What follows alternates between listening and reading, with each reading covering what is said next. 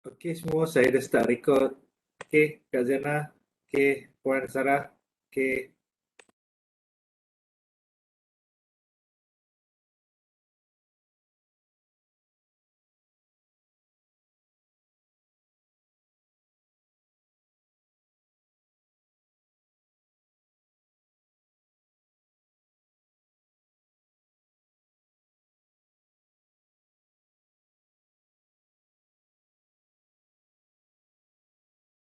Kita mulakan tepat pukul 10 lah ya.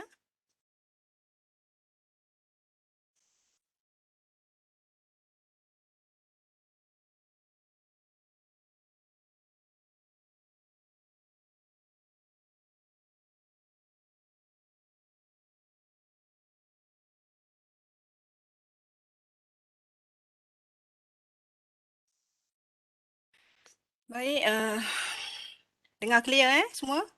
Puan? Okey. Assalamualaikum warahmatullahi taala wabarakatuh dan salam sejahtera. Saya Dr. Norziana binti Yahya daripada UiTM Arau Perlis selaku moderator anda pada pagi ini, insya-Allah. Mengucapkan ribuan terima kasih kepada para hadirin, tuan-tuan dan puan-puan yang sudi menghadirkan diri pada program seminar kita pada pagi ini bertajuk Gaya Penulisan buku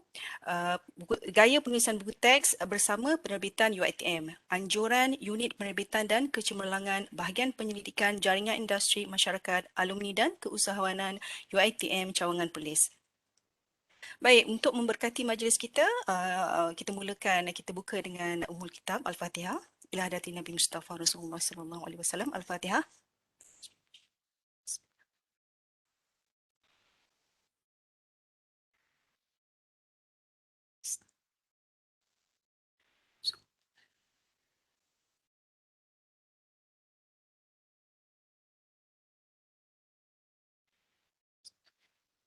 Baik. Sebelum saya serahkan majlis kepada penceramah kita ya, ada beberapa perkara saya ingin maklumkan pada tuan-puan, para hadirin, iaitu yang pertama, link kehadiran kami akan letakkan di chat box di akhir program, iaitu lebih kurang dalam 10 minit sebelum majlis berakhir. Dan yang kedua, selepas mendapat izin daripada penceramah, program ini kita buat boleh buat santai-santai je, okey. Kalau ada tuan-tuan dan puan-puan yang teruja nak bertanyakan soalan, boleh terus type di chat box ataupun unmute dan boleh terus bertanya, ya. Okey, di akhir sesi nanti kita akan buka lagi ruang untuk pertanyaan, ya. Boleh again boleh di type di chat box dan ataupun unmute mic dan terus bertanya. Baik, berbalik kepada, okey, lagi satu, jangka masa ceramah lebih kurang dalam 1 jam. Dan kalaupun kita drag dengan kalau ada yang ramai berminat untuk bertanya tu mungkin kita akan lebih sejam kepada sejam setengah macam tu ya. Baik, balik kepada agenda kita untuk program ini. Pastinya tuan-puan yang hadir ni ada pelbagai persoalan tentang bagaimanakah penggayaan penulisan buku teks ya, yang makanya membawa kepada tuan-puan untuk menghadiri majlis pada pagi ini insya-Allah. Bagi yang tidak melengahkan masa saya sebelum saya surahkan kepada penceramah, saya perkenalkan dahulu ya puan penceramah iaitu Puan Aizan Ainul Sarah binti Alwi, sedap nama penceramah kita, merupakan ketua editorial buku ilmiah daripada penerbit UiTM. Okay. Beliau merupakan graduan diploma in public admin daripada UiTM dan juga berkelulusan ijazah Bachelor of Art Communication daripada Monash University. Okay. Mempunyai pengalaman yang luas dalam penulisan, iaitu pernah menjadi jurnalis di New Straits Times dan juga research executive daripada REHDA, iaitu Real Estate Housing Developers. Pernah juga menjadi editorial officer di Corporate Communication Department UiTM dan sekarang beliau adalah ketua editorial di penerbit UiTM. Baik, untuk tidak melengahkan masa ya Puan, saya rasa saya serahkanlah kepada Puan penceramah kita, Puan Aizan. Silakan Puan. Bismillahirrahmanirrahim. Assalamualaikum warahmatullahi wabarakatuh. Terima kasih kerana menjemput saya. Sebelum tu izinkan saya baca doa untuk bagi lancar bercakap. Bismillahirrahmanirrahim. Okey, dah lama tak cakap jadi mesti sasul saya sini. Okey, panggil saya salah je. Nama saya pun panjang kan? Jela. Okey, saya dah bekerja di press dekat dah 11 tahun rasanya. Penghujung 2010 saya mula di sebagai pegawai penerbitan di masa tu UPenna lagi. Dan 2011 dah jadi press. Sampai sekarang saya kat sini. Okay. Di sini kami ada 2 orang editor. Saya menguruskan permintaan ilmiah. Dan seorang lagi menguruskan permintaan umum. So kalau siapa yang nak buat bukanlah cerita penerbitan yang lain selain daripada buku-buku untuk subjek, buku rujukan, buku masakan ke, buku resepi, buku motivasi, bolehlah berhubung dengan editor seorang lagi. Okey, nak start terus ya. Okay, tajuk kita adalah menerbit bersama penerbit UiTM. Okey, sedikit latar belakang penerbit. Penerbit UiTM, setiap universiti adalah ahli majlis penerbitan ilmiah. Okey, termasuklah UiTM. Anggotanya terdiri daripada setiap universiti awam. Okey, dengan juga ada juga beberapa badan think tank dan juga institusi pendidikan seperti FRAME, apa lagi yang ekonomi punya badan tu saya tak ingat apa nama dia.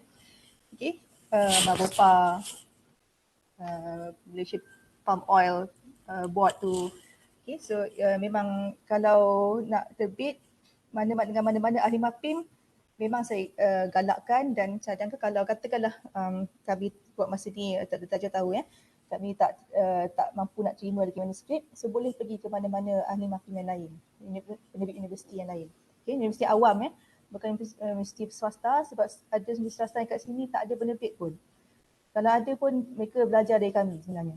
Okay, baru nak belajar. So lebih baik pergi ke universiti awam lah.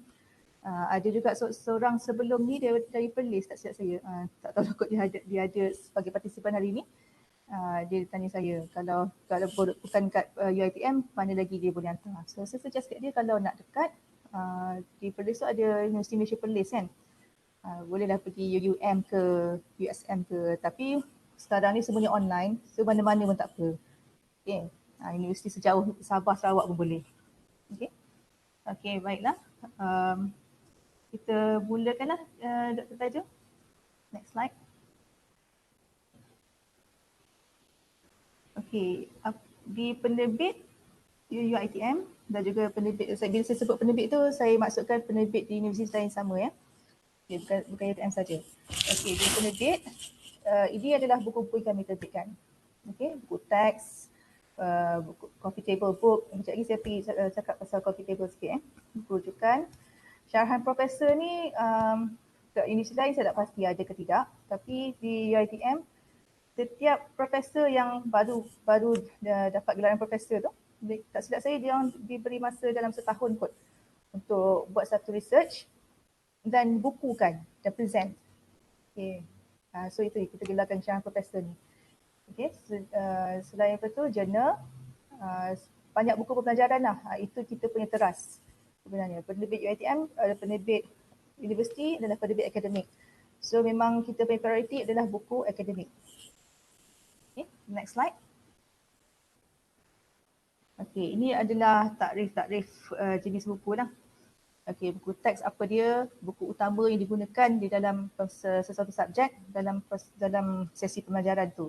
Okay, apa yang ada dalam buku teks, tulis dengan mendalam, fakta yang lengkap, minimum 5 bab, dan boleh mengandungi soalan yang menguji minda, pengetahuan dan pemahaman. Okey, kalau ikut pengalaman saya lah belajar di Monash University, buku teks saya kat sana tak ikut pun semua ni. Kebanyakan buku teks saya masa tu semua chapters in book dan dijadikan buku teks. So maksud di sini pada saya lah, kalau tanya saya, buku teks tu boleh tak perlu apa yang disarankan oleh pensyarah untuk subjek itu. Dia kata guna buku ini, bawa buku ni setiap kali untuk sesi kelas. Itulah buku teks. Kalau tanya saya lah. Okay. So tapi bila orang tanya formatnya, beginilah. Okay, ini cara atas buku punya definisi lah. Tapi kalau kat luar negara tu dia tak ikut pun. So apa buku yang dia rasa sesuai untuk student dia faham, itulah buku teks. Okay. Okay, the next buku yang kita buat adalah buku rujukan. Apa dia perujukan ni? Pelengkap kepada buku teks tentang mana-mana topik khusus ataupun semua topik. Okey, saya bagi contoh kalau dalam medik contohnya kan, ada banyak perkara yang dia belajar. So mungkin doktor-doktor ni ke pensyarah medik ni boleh pilih satu, nak jadikan satu buku yang sangat in-depth tentang topik tu. Mungkin topik jantung. So buku tu buku jantung saja. Itu maksudnya mana-mana topik khusus. Okey. Okey, boleh dikategorikan sebagai ilmiah atau umum. So kalau dia tak banyak istilah khas, dia boleh jadi sebagai bacaan umum. So orang umum senang baca. Okey. Okey, next slide. Okey, buku pendidikan. Apa dia? Bila dah dapat geran untuk buat research, dah di pattern hasil dia semua tu, bolehlah dibukukan produk tu lah, produk yang dipatentkan tu. Okey, hasil penyelidikan tu. Okey, terus thesis pun boleh dijadikan sebagai pendidikan. Okey, thesis tapi dia kena convert pada buku lah. So untuk makluman, nak iklan sikit. Cuma ni kita ada taklimat thesis to book yang akan disampaikan oleh mantan Timbalan Naib Chancellor. Okay. So dengar-dengarlah nanti. Boleh join sekali webinar tu. Okay. Apa dia lagi dalam buku pendidikan ada apa? Mengandungi hujah-hujah tersendiri dan juga sitasi untuk menyokong hujah. Okay, ditulis dengan gaya lebih mudah dipahami oleh umum. Bukan tulis seperti nak bagi kepada penyelia kita baca. Ada metodologinya lah, ada problem statement, ada literature review, ada apa lagi. Itu saya ingatlah kan dalam thesis. Perkara tersebut boleh ada tapi tukar tajuk ni pada lebih menarik. Kalau method tu kan problem statement tu mungkin the challenges kan macam tu. So kita tukar formatnya daripada bunyi macam thesis. Okay. Okay, next slide. Okay, bab dalam buku. Kompilasi bab dan satu buku mengikut tema tajuk. Okey, yang ini memang kena selalunya editor lah yang bertanggungjawab, editor untuk buku tu. So dia akan compile semua bab-bab tu dan pastikan mengikut tajuk besar tu lah. Kalau tajuk besar tu mengenai alam sekitar, spesifik pula kepada memelihara sungai contoh. So janganlah nanti dalam bab tu ada pula pasal jaga udara ke kan, memelihara hutan ke. So bila cakap pasal air sungai, sebutlah mungkin case study dekat mana-mana sungai tercemar ke, gitulah. Okay, next slide. Okay, ini biasa. Okay, biasanya buku untuk pelajar sains yang masuk makmal kan, buku manual tu. Kalau kerja, contohnya tadi Dr. Raja cakap tadi kan, tunjukkan tadi buku Mandarin tu buku yang pelajar bahasa asing. Okey, contohnya buku Mandarin, buku Arab untuk pelajar berlatih nak menulis karakter ataupun huruf-huruf yang asing tu. Okay, buku yang memerlukan latihan, tak boleh sekadar baca saja. Okay, next slide. Okay, ni jenis buku umum. Okay, rujukan umum macam cakap tadi. Mungkin buku tu bersifat ilmiah tapi cara penulisan dia boleh sampai ke masyarakat yang lebih luas. Tak ada istilah-istilah yang berat, yang susah nak sebut. Okay. Itu contohnya buku motivasi, buku masakan, buku agama. So agama ni sesiapa pun boleh baca kan. Okay. Okay, karya kreatif adalah bacaan santai, fiksyen atau bukan fiksyen. Okay, mungkin boleh berdasarkan kisah benar. Mungkin biografi. Okay, biografi mengenai seseorang. So dia jadi secara kreatif tapi kisah benar. Okay. Okay, next slide.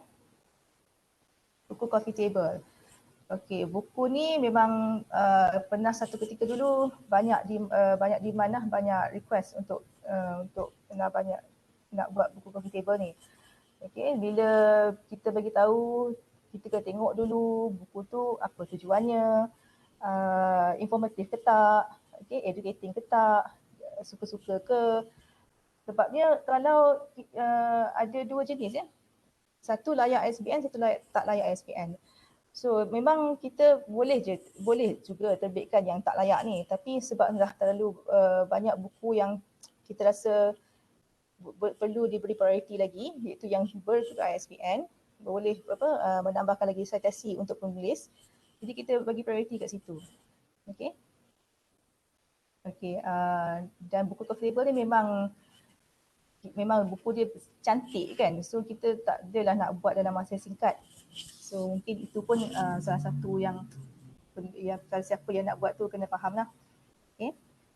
Okay, next slide. Okay, nombor ISBN. Kalau ni sekali lalu je lah ya. Okay, apa dia nombor tu? Dalam unit bagi pengenalan kepada sebuah buku. Okay, yang siapa yang bagi ialah Perpustakaan Negara Malaysia. Dia terbagi pada 5 bahagian dan salah satu bahagian nombor tu ada satu ialah kod untuk penerbit. Okey, jadi pernah ditanya kepada kami, boleh tak buku yang diterbit dengan orang lain jadikan penerbitan UiTM? Tu saya kata tak boleh sebab kat situ dah ada kod untuk penerbit itu. Itu tak boleh kita jadikan rekod sebagai penerbit UiTM. UiTM punya penerbitan. Okey. Okey, ni dia tempoh pemberian ISBN. Kalau dulu sebulan kita tunggu. Kan tempoh PKPR itu sebulan jugalah. Okey, tapi sekarang dah semuanya online. So dalam masa 3 hari bekerja kita boleh dapat ISBN. Kalau e-ISBN 1 hari saja dah dapat. Tapi syarat ni pula setiap penerbit boleh mohon 5 sahaja. So kalau dulu kita minta lah ada 100 lah kita minta 1 hari. Boleh saja. Dulu tak masalah pun, tak adalah kekangan-kekangan macam ni. Tapi sekarang dia dah limitkan setiap penerbit boleh mohon 5 sahaja. Okay. Next slide. Ni saya cakap tadi lah. Okay, ni jenis-jenis yang buku-buku yang tak dapat ISBN. Okay, buku laporan tahunan, buku dasar-dasar yang selalu pejabat pendaftar keluarkan tu, plan strategik, okay, manual pengguna, coffee table yang saya cakap tadi lebih gambar daripada teks. Okay, dah jadi macam album pula. Okay. Terbitan terhad. Terbitan terhad ni macam buku dasar tadi lah. Dia untuk orang di organisasi tu sahaja. Bukan untuk orang umum baca. Okay. Abstract, proceeding, kalau artikel penuh dapat layak. Ini kalau bukan artikel penuh memang dia tak bagi nombor ISBN. Okay, next slide. Okay, ni panduan punya manuskrip. So saya rasa ramai yang dah ada manuskrip kat sini kan. Okay, next slide Tata Tajul. Okay, apa yang ada dalam buku? Okay, apa yang perlu disediakan? Okay. Ada judul, kandungan sebenarnya senarai kandungan kata pengantar ni sebenarnya kata aluan. Prakata, penghargaan, pengenalan dan senarai darjah dan jadual. Okay, judul ni memang kita minta penulis sediakan. Tapi mungkin selepas dinilai ataupun dalam kat mana-mana proses penerbitan, bila kita rasakan judul tu perlu tukar bukan maksudnya tak tepat, mungkin panjang sangat kot kan. So tajuk tu panjang sangat, kita pendekkan. Okay, kita berhak buat macam itulah. So nanti bila dapat, kita akan bagi penulis semak sekali 2 kali untuk manuskrip dia sebelum diterbitkan. Dia tengok tajuk dan lain. Maksudnya kita dah singkatkan. Okay. Itu contoh lah yang tajuk yang ditukar. Okay, nombor 2 kandungan. Senarai kandungan. Kandungan ni adalah tajuk-tajuk bab dalam buku tu. Okey. Sediakan tajuk bab tu dan muka surat sekali. Memang kita bila dah jadi buku nanti kita yang carikan buku surat dia sebab dah lain kan. Kalau penulis bagi dalam bentuk A4, kita kecilkan ke saiz buku, so dah lain dah muka suratnya. Tapi untuk rujukan kami lah sebenarnya yang dia perlu sediakan tu. Okey. Kata pengantar ataupun kata aluan. Kalau dalam buku pembelajaran, tak perlu kata aluan sebenarnya. Kata aluan ni lebih kepada buku-buku yang khas. Macam contohnya nanti Hari Keputeraan Raja Perlis. So sebagai jiran sebelah kampus UiTM Perlis, nak bagi hadiah kat dia, nak bagi buku yang menceritakan kisah hidup baginda, tuanku. Okay, bolehlah diselitkan kata aluan daripada Naib Chancellor contohnya. Ataupun kalau itu satu projek khas yang melibatkan universiti lain sama, kata aluan daripada Menteri Pengajian Tinggi. Okay, so maksudnya kata aluan tu tak wajib untuk semua buku. Okey, prakata pula ialah dia macam sinopsis tapi tak seringkas sinopsis. Dia menceritakan serba sedikit setiap bab tu apakah dia punya intipati. Okey. So penghargaan ialah kalau bila masa menulis tu ramai yang membantu kita, so bolehlah rakam penghargaan kat situ. Terima kasih kepada dekan kerana banyak memberi galakan. Situlah. Lepas tu kata kalau ada sedikit bunyi macam ada apa, deep sikit lah dia punya penghargaan tu, macam you are my inspiration to write this book apa, kita akan asingkan yang tu, selitkan section dedikasi. Okay, biasanya yang dedikasi ni penulis selalu bagi penghargaan pada family dia. Okay, tapi message depends message dia macam mana. Kalau bunyinya sangat mendalam, itu baru kita asingkan. Kalau bunyinya macam terima kasih kerana apa, menemani ibu menulis pada waktu malam, itu kita masih kekal kat penghargaan lah. Kalau penghargaan tu pendek, kita masukkan sekali ke prakata. Kalau panjang baru kita asingkan section penghargaan. Okey. Pengenalan, ya. Ada soalan tu, prakata tu summary ke abstract? Okey, nak tahu summary bukan, summary, lebih summary lah kot. Okey, summary dia macam campur dua-dua. Macam saya cakap tadi, dia ceritakan seberingkas dalam satu ayat atau dua ayat mengenai bab setiap buku tu, setiap dalam terkandung dalam buku tu. Okey. Ada soalan lagi, Puan. Mohon pencerahan perbezaan prakata dan sinopsis. Sinopsis. Okey. Prakata dia ada di depan buku. Ni maksudnya awal dan inilah preliminary section of the book. Okey. Sinopsis berada di luar dalam kat kulit. Dia pula contoh buku Sekejap Okay. Kalau nampak lah. Okey. Okey. Prakata berada di sini dalam buku. Okey. Sinopsis ada di luar buku. So sinopsis lebih singkat daripada prakata. Okey, prakata dia menceritakan seberingkas mengisi setiap bab. Contoh bab 1 memperkenalkan topik architecture kepada penulis membaca pelajar, Okey. Bab 2 apa pula nak ceritakan. Okey. Tapi singkat, sesimpel-simpelnya. Sinopsis pula dia menceritakan summary untuk keseluruhan buku. Kalau prakata dia bab by bab. Okey, kalau sinopsis kena ringkaskan keseluruhan buku. Okey, itu yang disebut perbezaannya. Sinopsis belakang disebut blurb. Okey, blurb tu maksudnya sinopsis dan biodata penulis. Kita letakkan biodata penulis. Okey, itu disebutkan blurb. Okey, tapi yang sinopsis tu ringkasan untuk buku tu. So, okay, yang kat belakang tu yang disebut blurb tu ada dua. Sinopsis ialah ringkasan untuk buku dan juga biodata penulis. Okay. Okay. Okay, tadi kat saya tadi lupa. Okay, pengenalan. Okay, pengenalan tak semestinya perlu sebabnya kalau kat prakata tu dah memperkenalkan buku tu, so tak perlu pengenalan. Okay, pengenalan ni pun tengok jenis buku juga. Okay, tak semestinya perlu. Kalau dalam setiap bab tu dah ada pengenalan pada bab, so tak perlu pengenalan tu lagi. Okay. Okay, senarai singkatan, jadual dan rajah. Itu optional. Okay, terpulang. Okay. Okay, next slide. Puan, soalan mengenai puisi dan sajak tu ada dah jawab belum tadi kan? Saya Oh, berminat. sorry.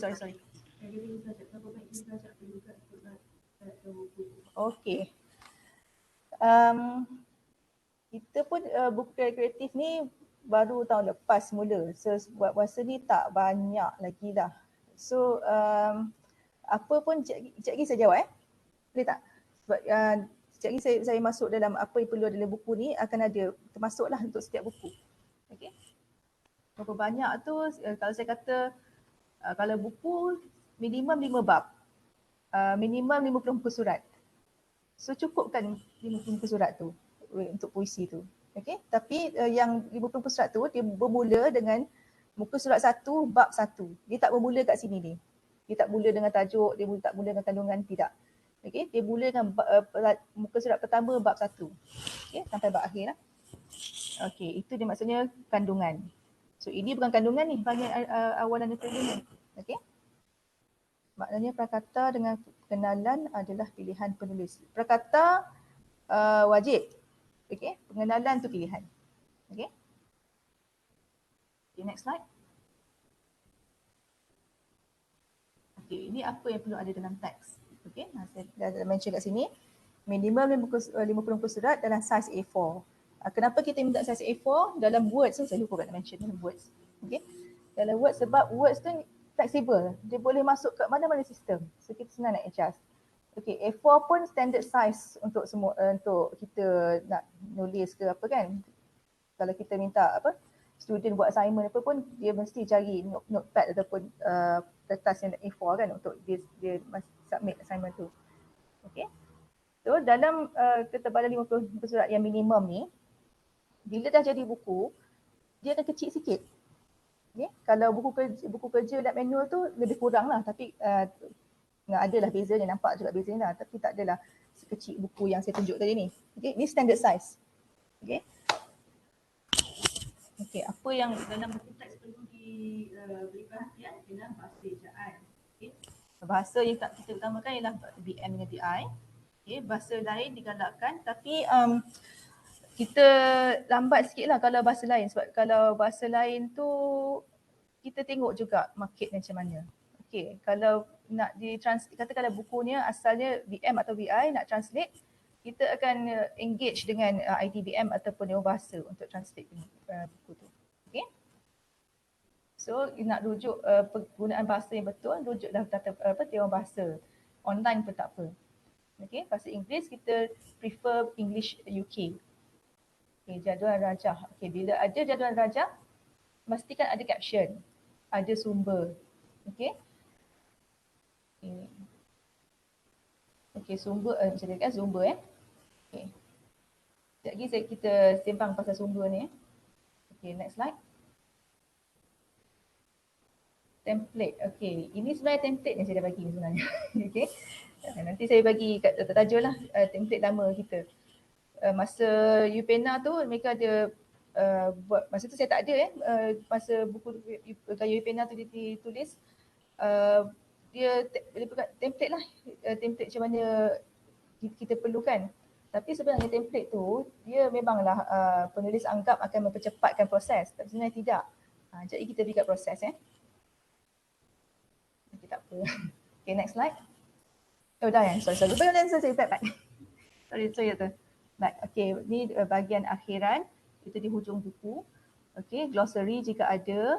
Glossary ni tahu kan apa perkataan words yang nak di-highlight dan juga definisi dia. Okay, rujukan, gaya Dewan APA ni lebih kurang sama je. Okay. Lepas tu orang sains dia lebih prefer IEEE kan, so kita benarkan. Okay. Okay, index. Index ni penulis cuma bagi perkataannya saja, keyword saja. Muka surat index tu kita carikan nanti. Okay. Okay, next slide. Nah, okay, ini contoh yang saya cakap ni sesuai kandungan. So apa ada? Ini buku Mandarin ni. Saya gerak terkesan tak nampak Sorry, saya tunjukkan saya pula.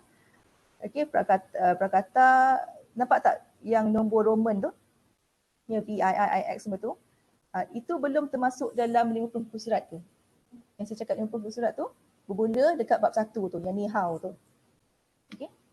So kalau katakanlah daripada muka surat 1 ni how ni sampai hujungnya tak 50 muka surat, sudah okey lah, minimum 50 surat dah jadi saiz ni, okey lah. Okay.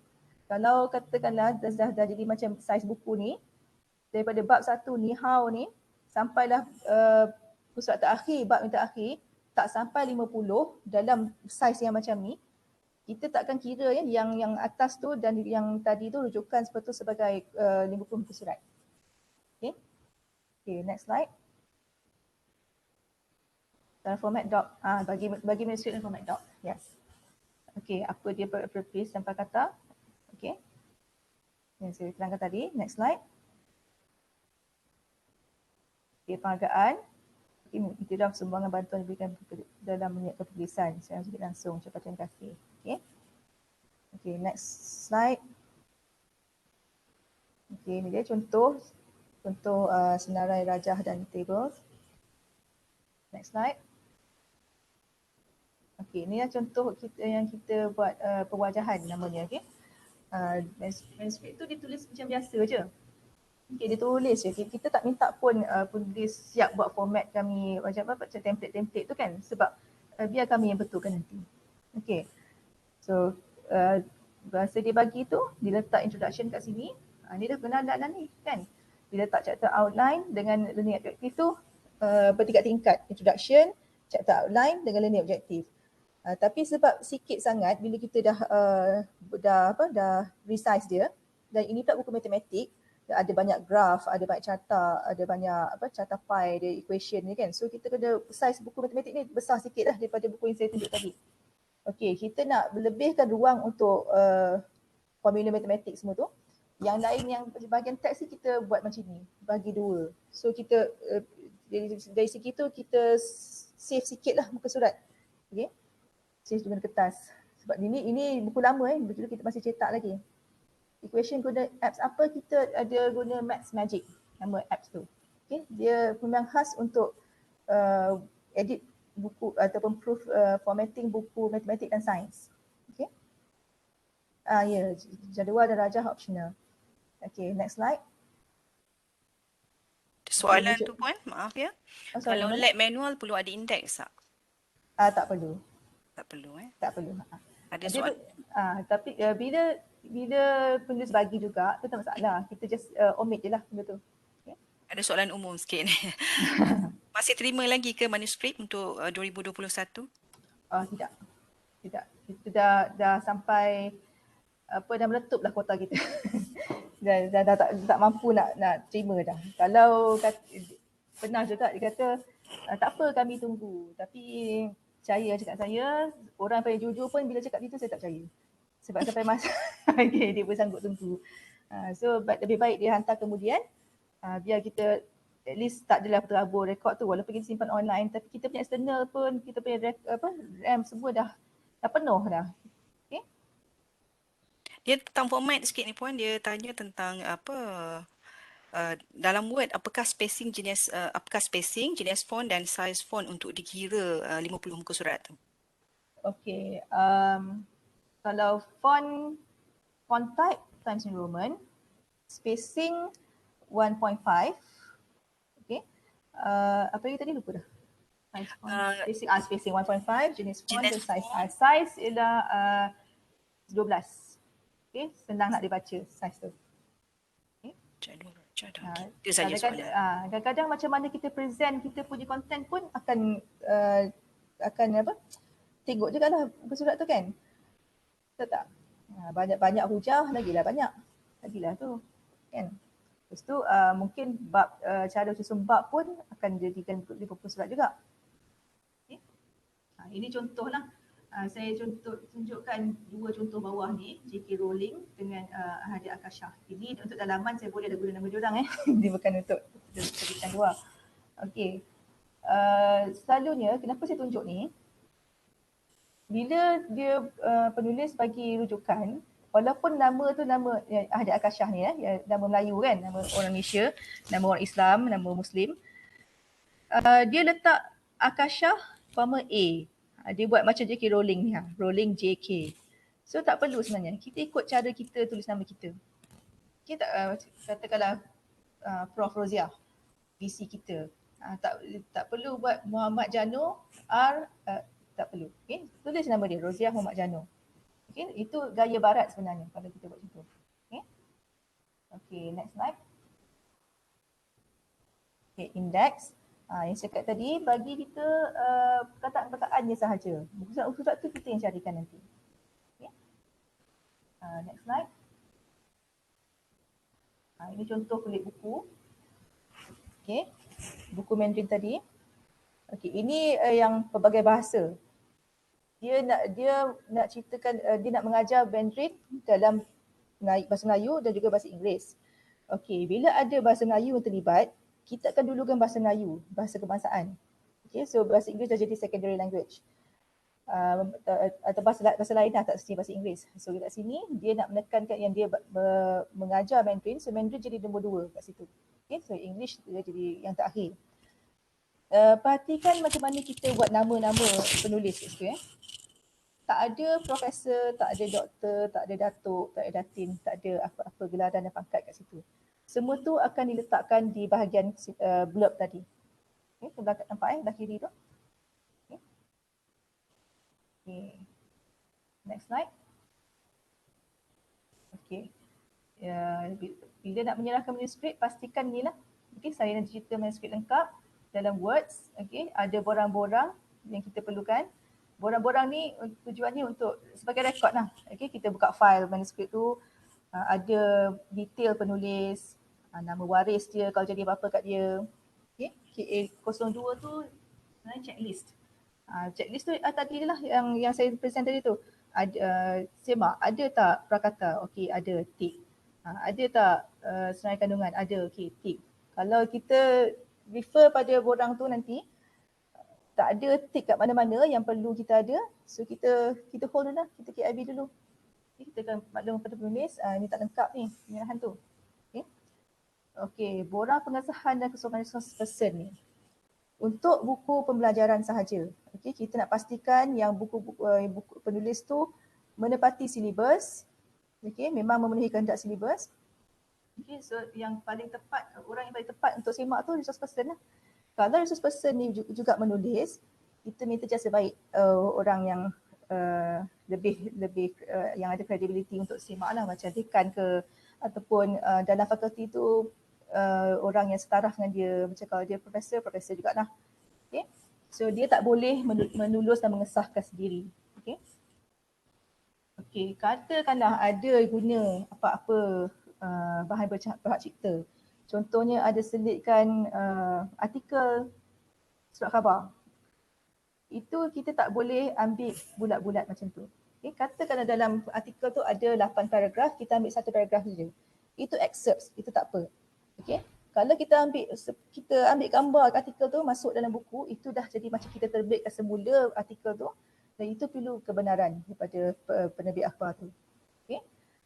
Pembelian imej asas talian. Kebanyakan imej asas talian adalah berhak cipta. Okay. Kalau dulu memang kita minta lah bukti pembelian. Okay, tapi sekarang kita ada melanggan image bank, so jadi tak ada masalah sangat. Kecuali kalau gambar yang dia nakkan tu tak ada dalam image bank tu. Nah, biasanya tak saya orang polis juga ni. Lab manual dia ada bagi gambar satu radas ni.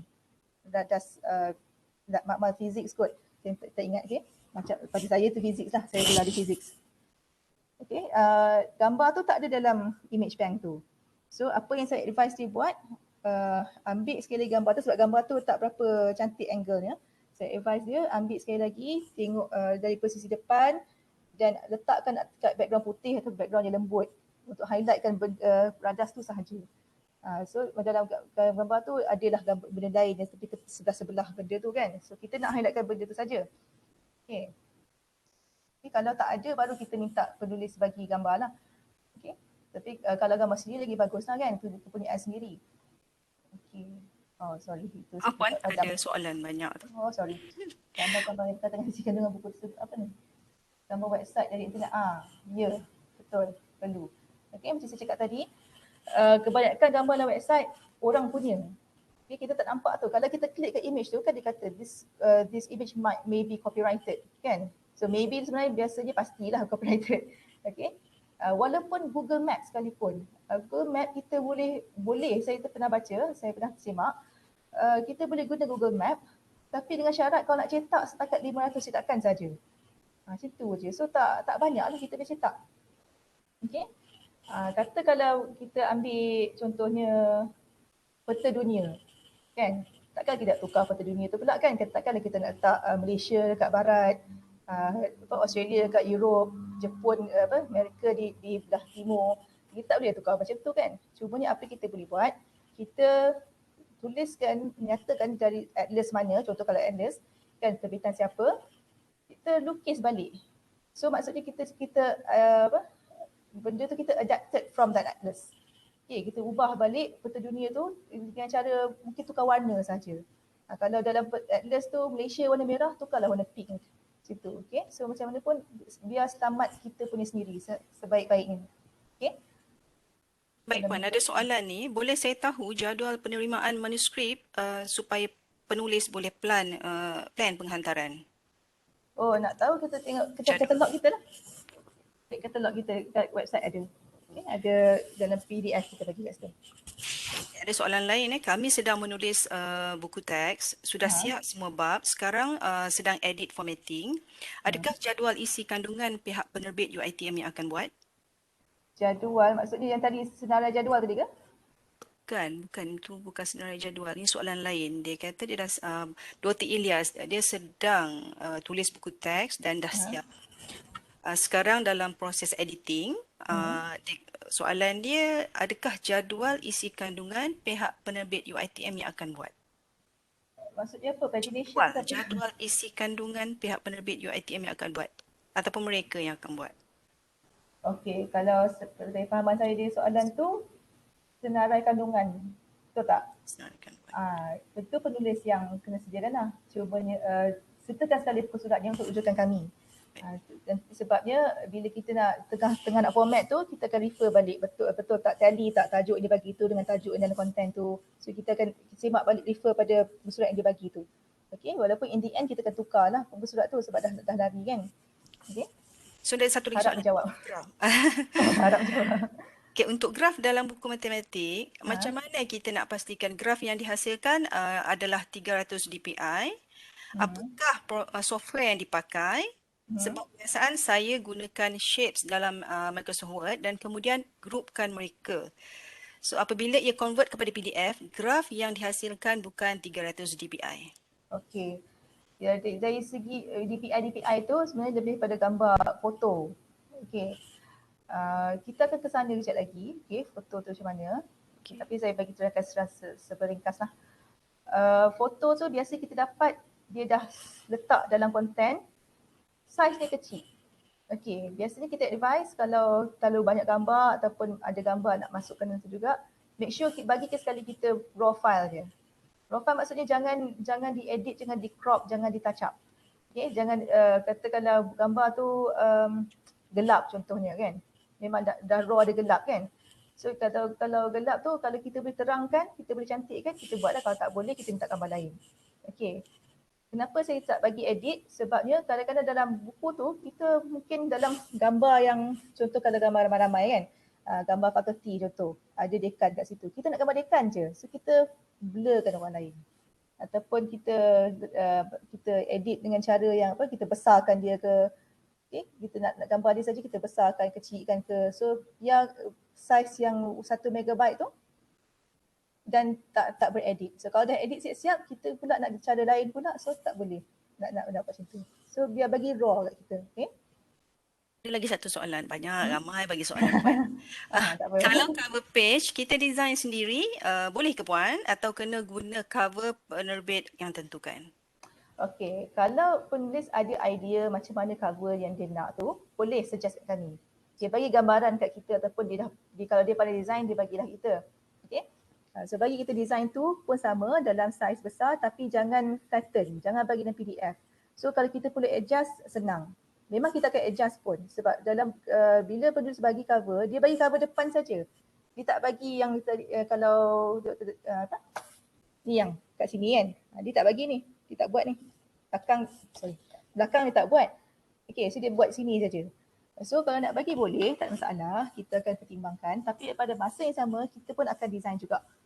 So in the end kita akan bagi pilihan lah. Mungkin mana tak tahu design kita punya design lagi cantik ke. Kalau kita rasa penulis punya lagi cantik, kita gunalah. Tapi kita akan buat adjustment juga macam mana pun. Okay? Sebab bila penulis mendesign, dia tak ambil kira, dia kira cantik je lah. Okay. Kalau di penerbit, kita design tu, kita masukkan tajuk, kita tengok sesuai tak. Tajuk tu dia nak highlightkan apa. Okay. Kalau macam ni, dia punya tajuk saya tak ingat sebut. So, saya ambil yang lain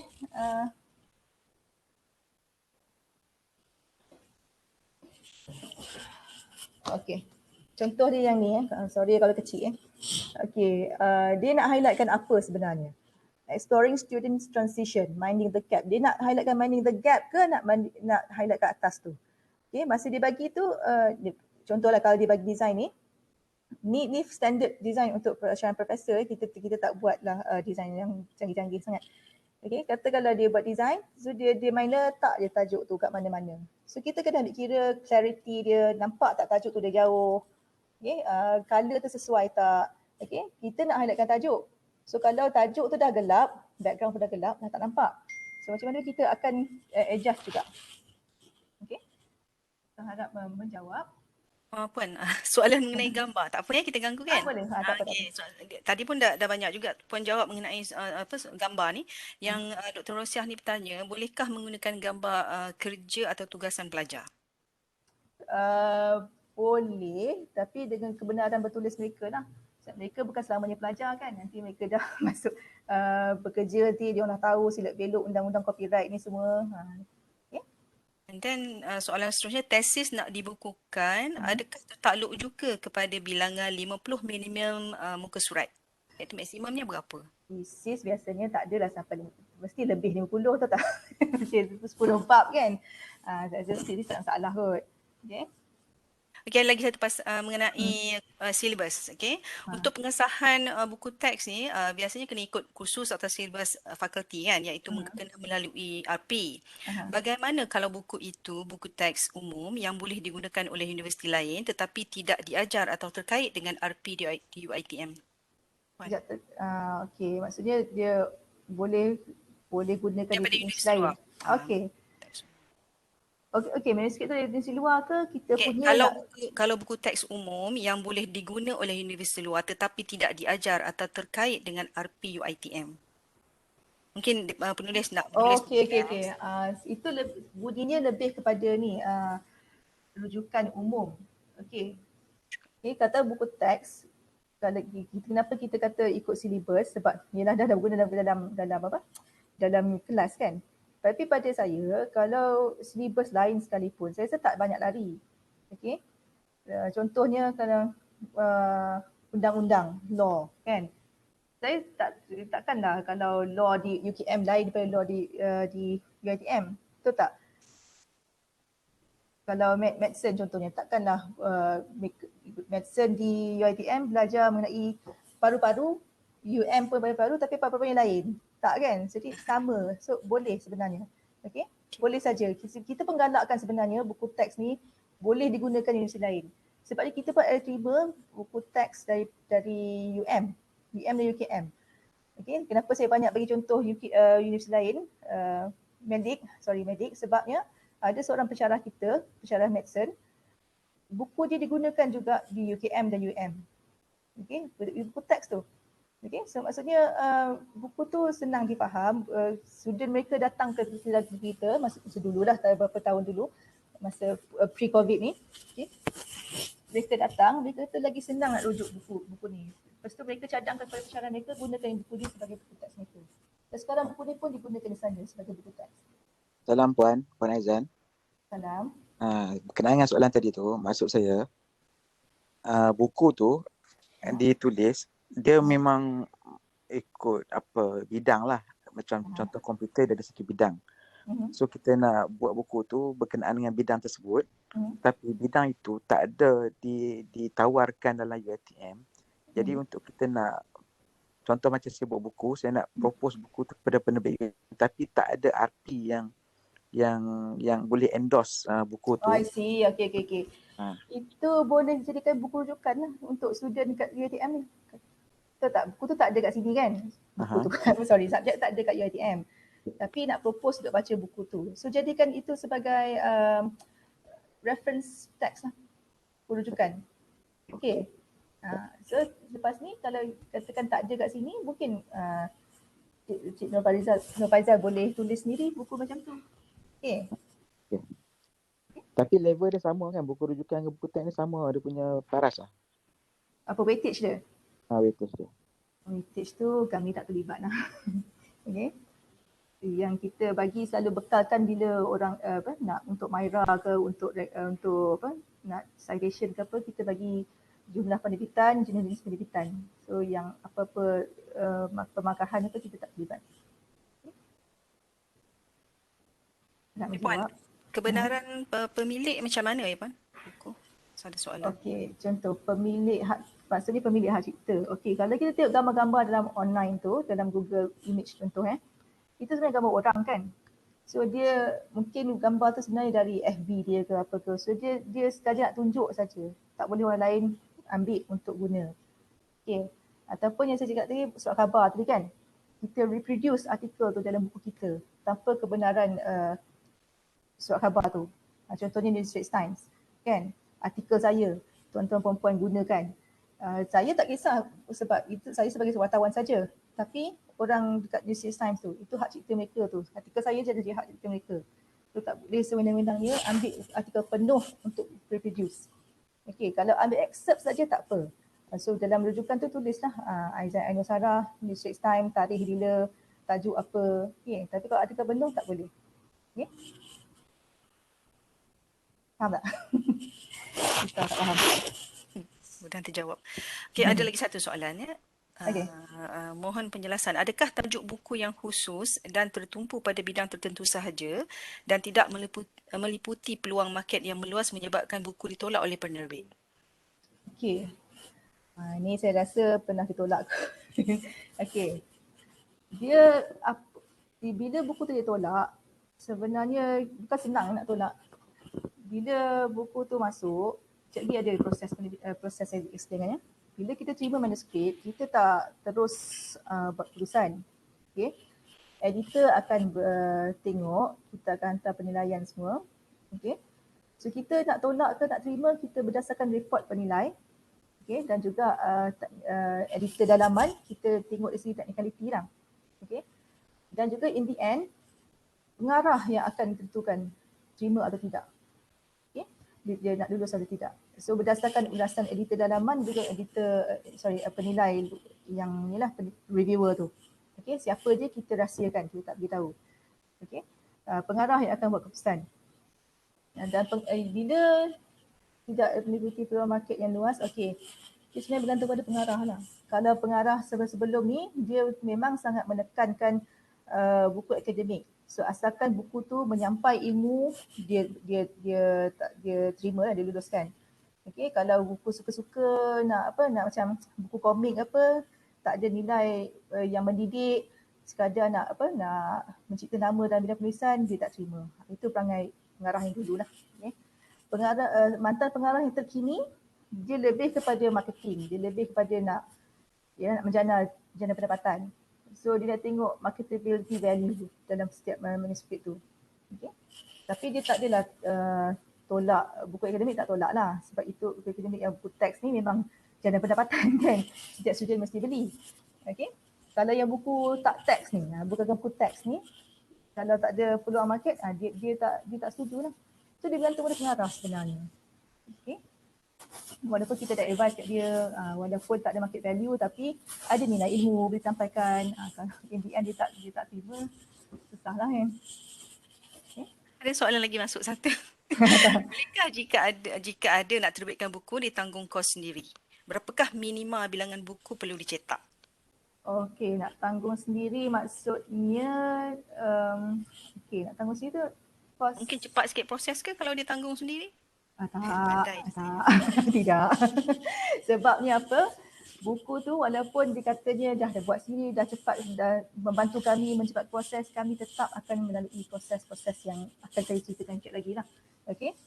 Sebabnya buku tu, tak kira pula buku yang senonoh sikit saya simpan. Bukan senonoh maksud apa? Sekejap ya, sekejap saya ambil satu buku yang senang.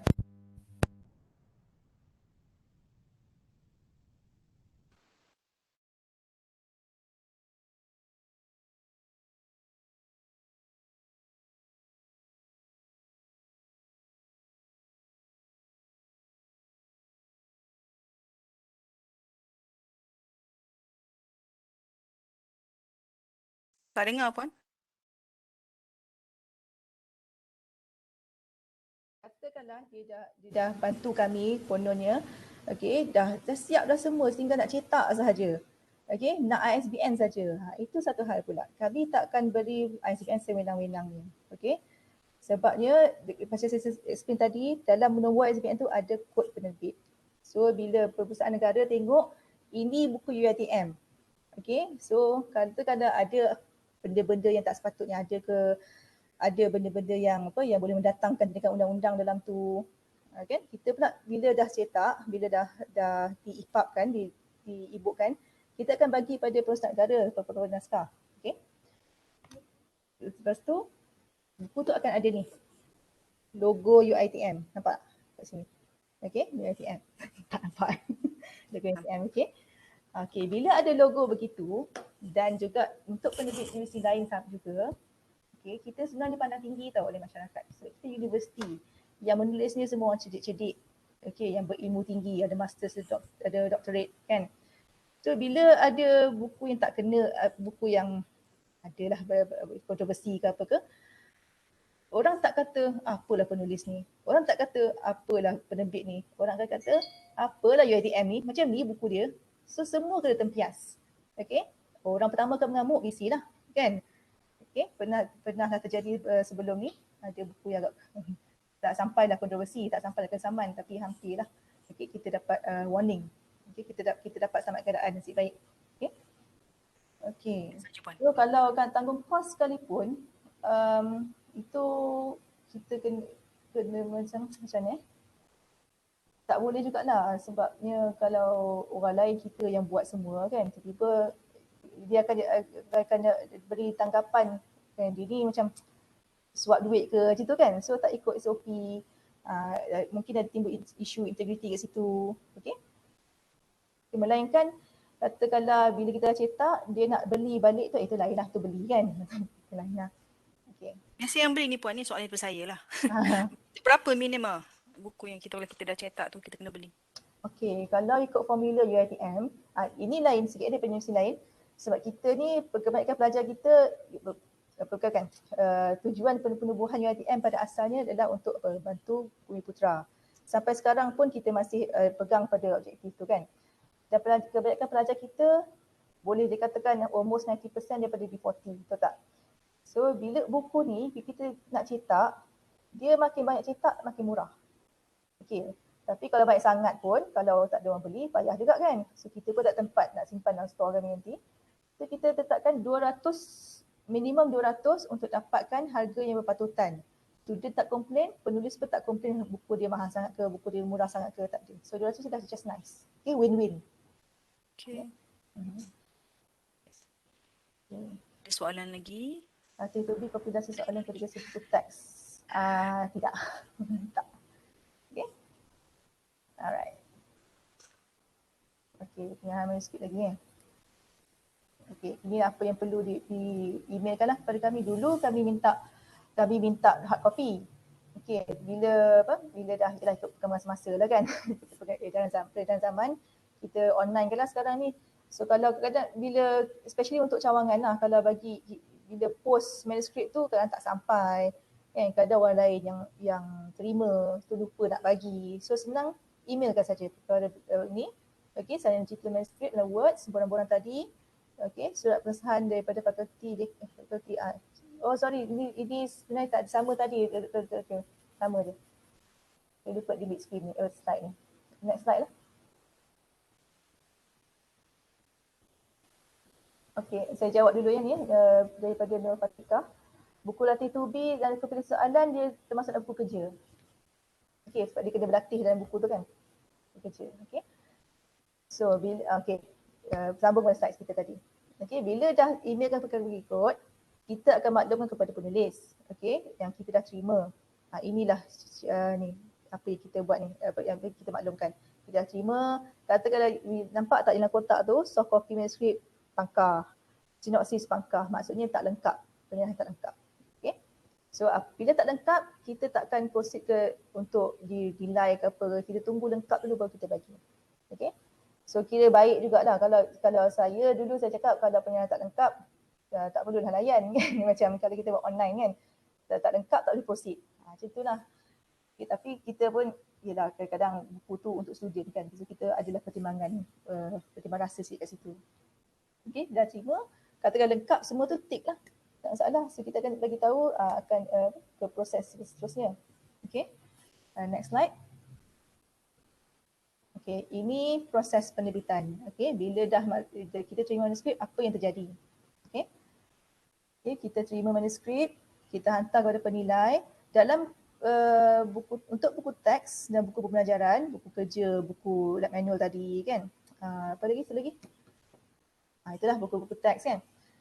Kita akan anggap kita boleh terima ulasan daripada pengasahan daripada ni person tadi. Okey. Sebab dia lebih arif dengan silibus, dia lebih tahu kehendak silibus. So dialah sebenarnya expert reviewer kat sini. Okey. Tak apa-apa, kita akan tanya dia lah. Dia dah sahkan, dia boleh terbit. Kita terimalah. Okey.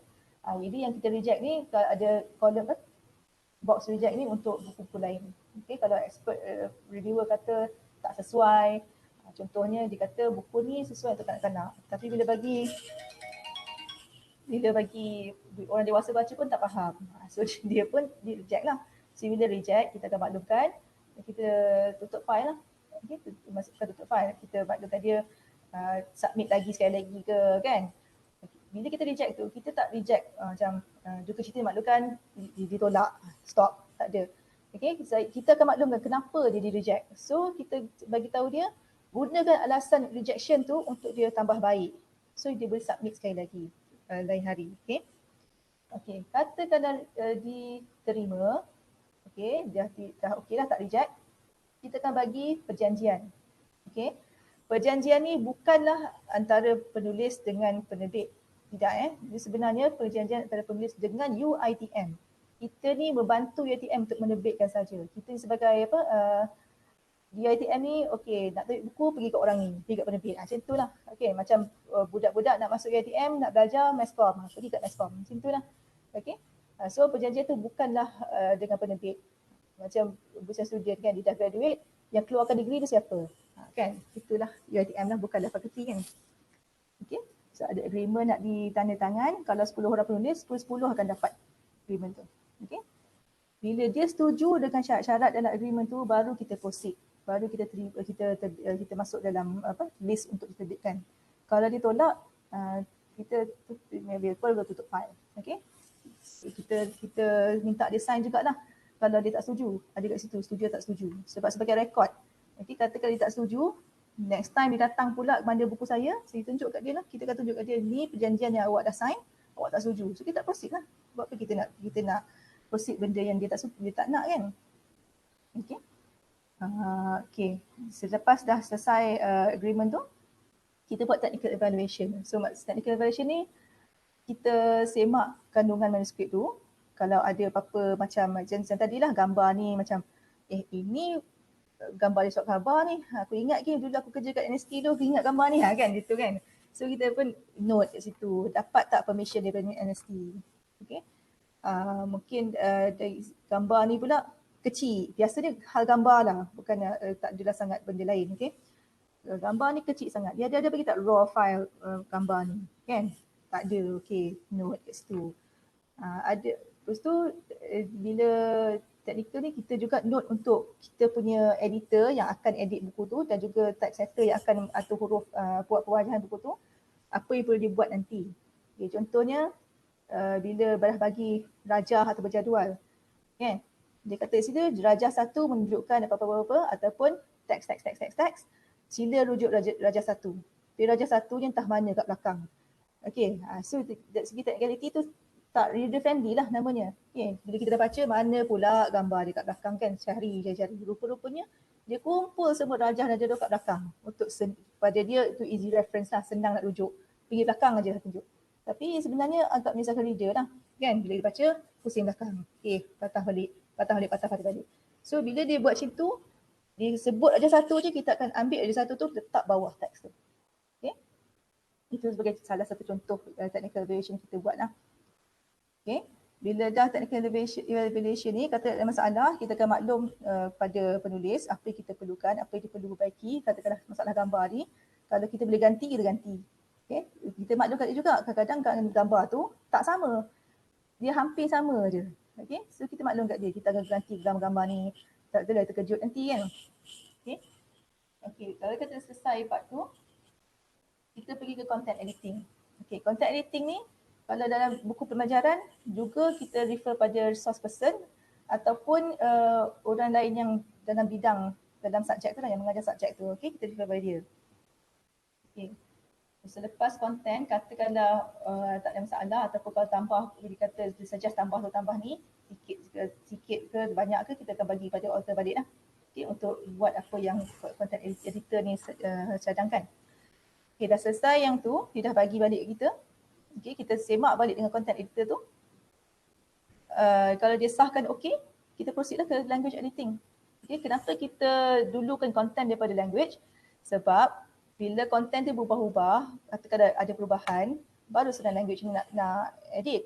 Okay, kalau dia bertengah bahasa, tiba content pula ke tambah baru, edit pula bahasa balik. Okay. Okay, kalau language editing ni, kalau nak cepat, kalau boleh dipercepatkan, kita tak buat kalau di peringkat technical evaluation tu kita dah nampak English, biasa di English lah kan, English dah okay, dah tak ada lah salah teruk sangat, kita boleh buat dalaman saja. Kalau teruk sangat daripada muka surat 1 sampai akhir, ada je kita nampak first page nampak silap banyak kan, apatah lagi yang seterusnya, itu memang kita hantar language editor lah. Okay. Kalau terlalu teruk sampai language editor pun tak sanggup ke ataupun tak ada masa nak tembak ke, kita carilah beberapa orang language editor. Biasanya language editor ni orang APB je. Okay. Tak boleh buat, dia kata terlalu banyak sangat sampai kena rewrite. So kita pulangkan balik lah. Kita hold dulu. Okay, kita note di situ di PKIB dulu lah sehingga dia bagi balik yang dah elok. Okay. Kalau BM pun sama sebenarnya. Bukannya masalah bahasa Inggeris saja. EBM pun kalau perkataan tu tak tepat, kita tak boleh biarkan lah. Okay, contohnya kita mesti confuse penghawa dingin dengan pendingin hawa, betul tak? Okay, kalau kata kerja contoh, bau tu kita buat apa? Kita tercium bau ke kita terhidu bau? Itu pun kena semak. Okay, kita tak boleh biarkan. Okay, katakanlah bahasa dah okay, dah lepas, kita pergi kat copy editing. Okay, peringkat yang mula daripada expert evaluation tu sampai ke language editing itu dipanggil pre-press. Okay, dah masuk press sebenarnya kat copy editing tu, baru editor dalaman iaitu editor di writing press ni start proses untuk manuskrip tu. Okay, apa copy editor ni buat? Dia semak balik language dan content yang dah diedit tadi. Kadang-kadang walaupun dah diedit, content dan language-nya ada juga tertinggal. Okay, ialah manusia kan, tak adalah perfect. So sebenarnya edit ni banyak peringkat dan banyak mata kena buat.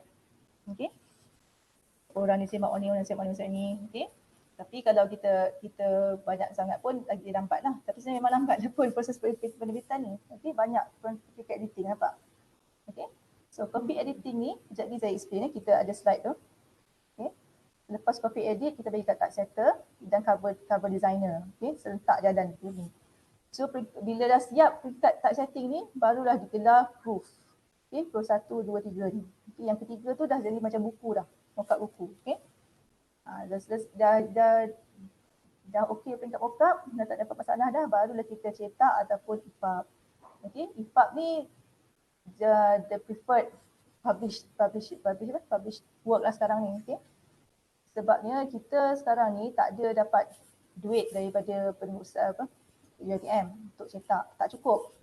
Okay, kalau kita cetak orang ni kecil hati pula, kenapa buku orang tu cetak, ni tak cetak kan. So senang cerita, kita duit tu untuk cetak tu kita simpan dulu.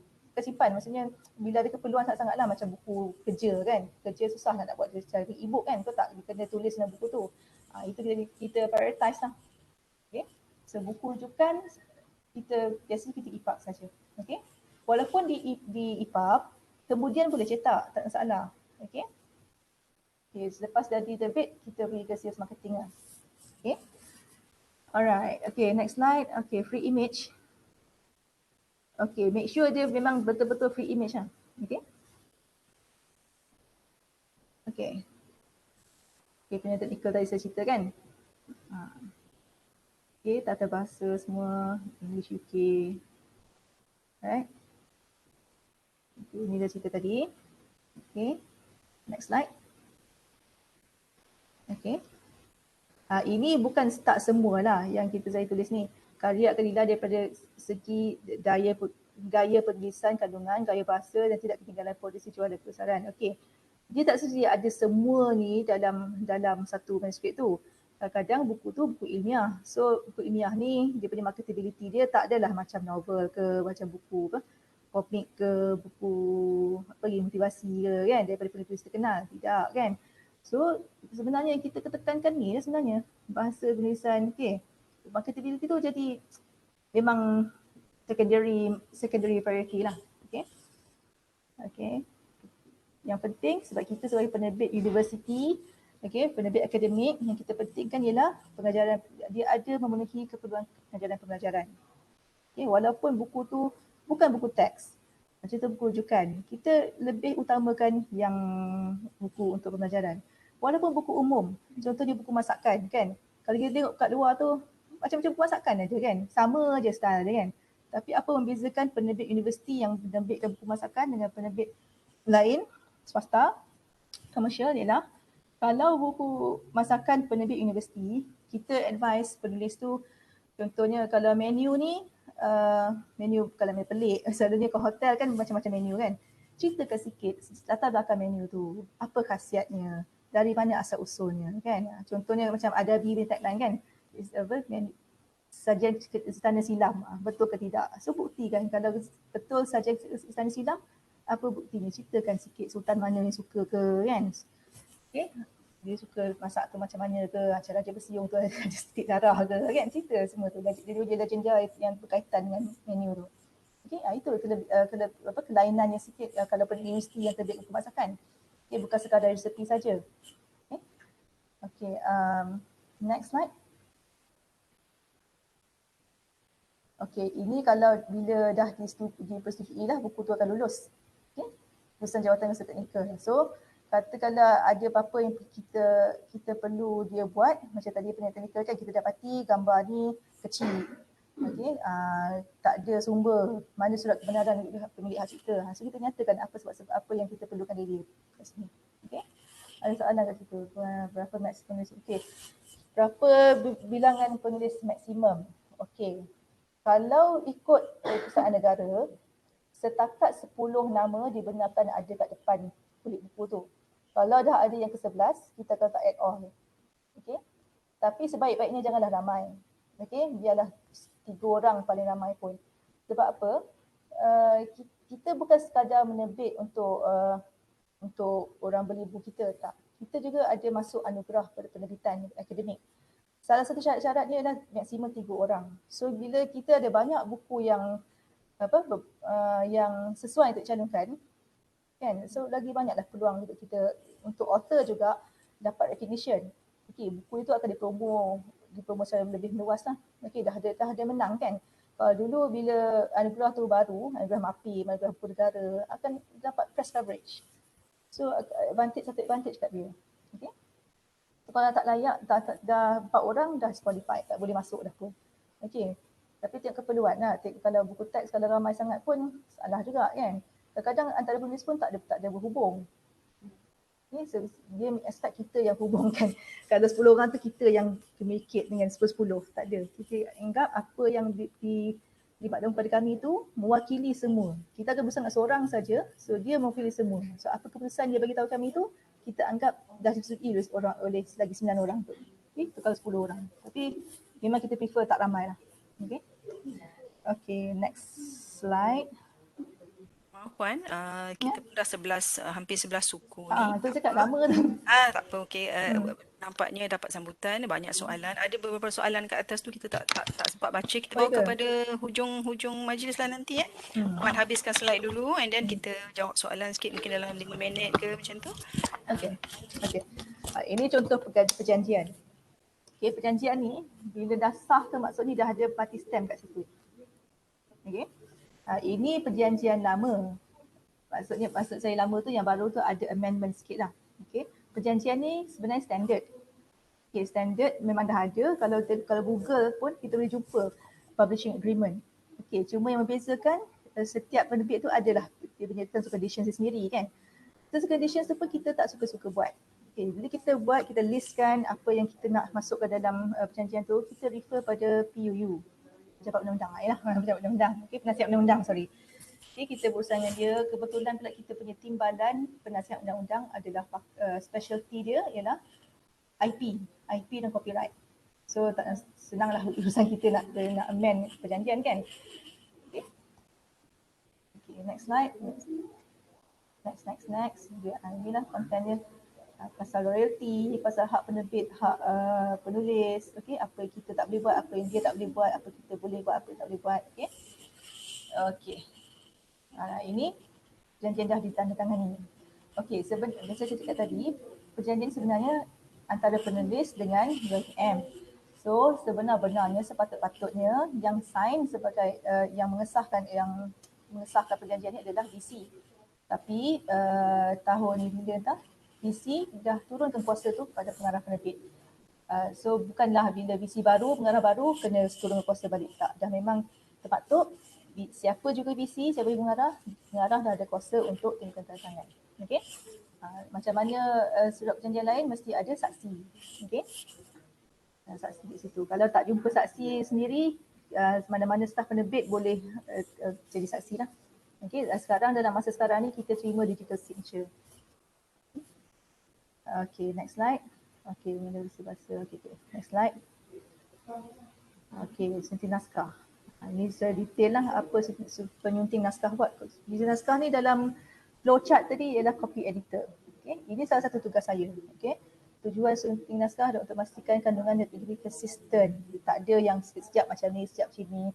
Sekejap ada bulat, sekejap bulat bulat 4 segi, bulat berlainan, so semua mesti standard. Okey, simak sebelum ni, okey, tanpa melangkau sebarang perkataan, melangkau baris, paragraf, muka surat, kena baca satu-satu. Okey, nak ikut flow cerita tu, konten tu. Okey, so ini yang agak the most tedious part of publishing di situlah. Okey, prosesnya di situlah. Kalau tebal lagi lah. Okey, lagi entah bila kita lambat sikit lah kan nak tu. Okey, apa yang kita ambil kira, kita tengok ejaan, typo semua, okey, kedudukan jadual macam saya kata tadi lah. Bila dia cerita pasal Raja Satu ni kat belakang. So kita copy editor ni tulis instruction kalau dalam words tu ada track changes kan, kita mention kat situ. Ambil drag Raja Satu ke sini. Kan, insert Raja Satu kat sini, insert jadual satu kat sini. So jangan biarkan berterabu. Okey. Kalau perhatikan dalam buku, bila sebut ada raja, paling jauh dia boleh pergi pun, katakan ini kan, kata dia mention Raja Satu kat sini. Paling jauh dia pergi pun the next page. Kata kalau konten tu dalam konten sampai Raja Satu kat sini, paling jauh dia pergi page belakang. Jangan pergi jauh. Okey, itu kerja kita lah sebenarnya kan. Kita dah pastikan dia tak jauh, memudahkan membaca untuk merujuk. Okey. Kata kalau in later chapter, dia kata sila dah masuk bab 2 ni, tapi dia kata sila rujuk Raja 1 point berapa. Raja tu dalam bab 1. So kita akan tulis kat tu, rujuk Raja ni. Kan? Itulah gunanya kalau kita kata ada senarai Raja kan. So tengoklah senarai Raja tu buku surat apa ni. Raja 7.2 ni, 1.2 ni kat mana buku suratnya. Itu situlah dia rujuk. Okey. Okey. Ini contoh suntingan naskah. Ini pre-COVID juga lah. Ini sebelum kita buat online. Jadi dulu memang saya tak berapa pastilah kenapa dia orang insist untuk kita edit dalam atas hard copy. Sebab dulu kita minta hard copy. Okay. Inilah dia. Ini reference ni kita betulkan ni. Yang merah ni semua editor buat. Okay. Kenapa sampai ke reference tu kita tengok. Kadang-kadang bila ini content editor tak tengok dia pastikan benda tu fakta tu betul. Okay, tak di plagiarize. Okay, ada citation. Okay, itu saja. Tapi apa yang kita buat, kita check balik dalam teks tu ada citation, dalam list rujukan ada tak citation tu. Contoh dia rujuk Tajul Rosli, tapi dalam list rujukan tak ada Tajul Rosli. Okay. Ataupun dalam senarai rujukan ada Tajul Rosli, dalam teks tak ada citation Tajul Rosli. So kita minta dia tu lah. Semak balik. Kalau tak jadi case plagiarism nanti. Okay. Tak solution kat situ. Ini editornya saya. Masa tu saya baru berapa tahun kot kerja kat press dapat manuskrip setebal ini. Setebal hampir 1 ring kertas Macam ni. Lepas tu bila saya betulkan ke atas tu, okey dah betul-betul. Okey, bawah betul. Lepas tu bila saya baca yang paragraf bawah tu, ni saya tukar ni, saya cancelkan terus muka surat ni, saya tulis balik sendiri. Next slide. Next slide kata. Tu dia saya tulis balik. Okey. Ini yang melambatkan ni sebenarnya. Kita nak tulis balik tapi tanpa melari pada maksud.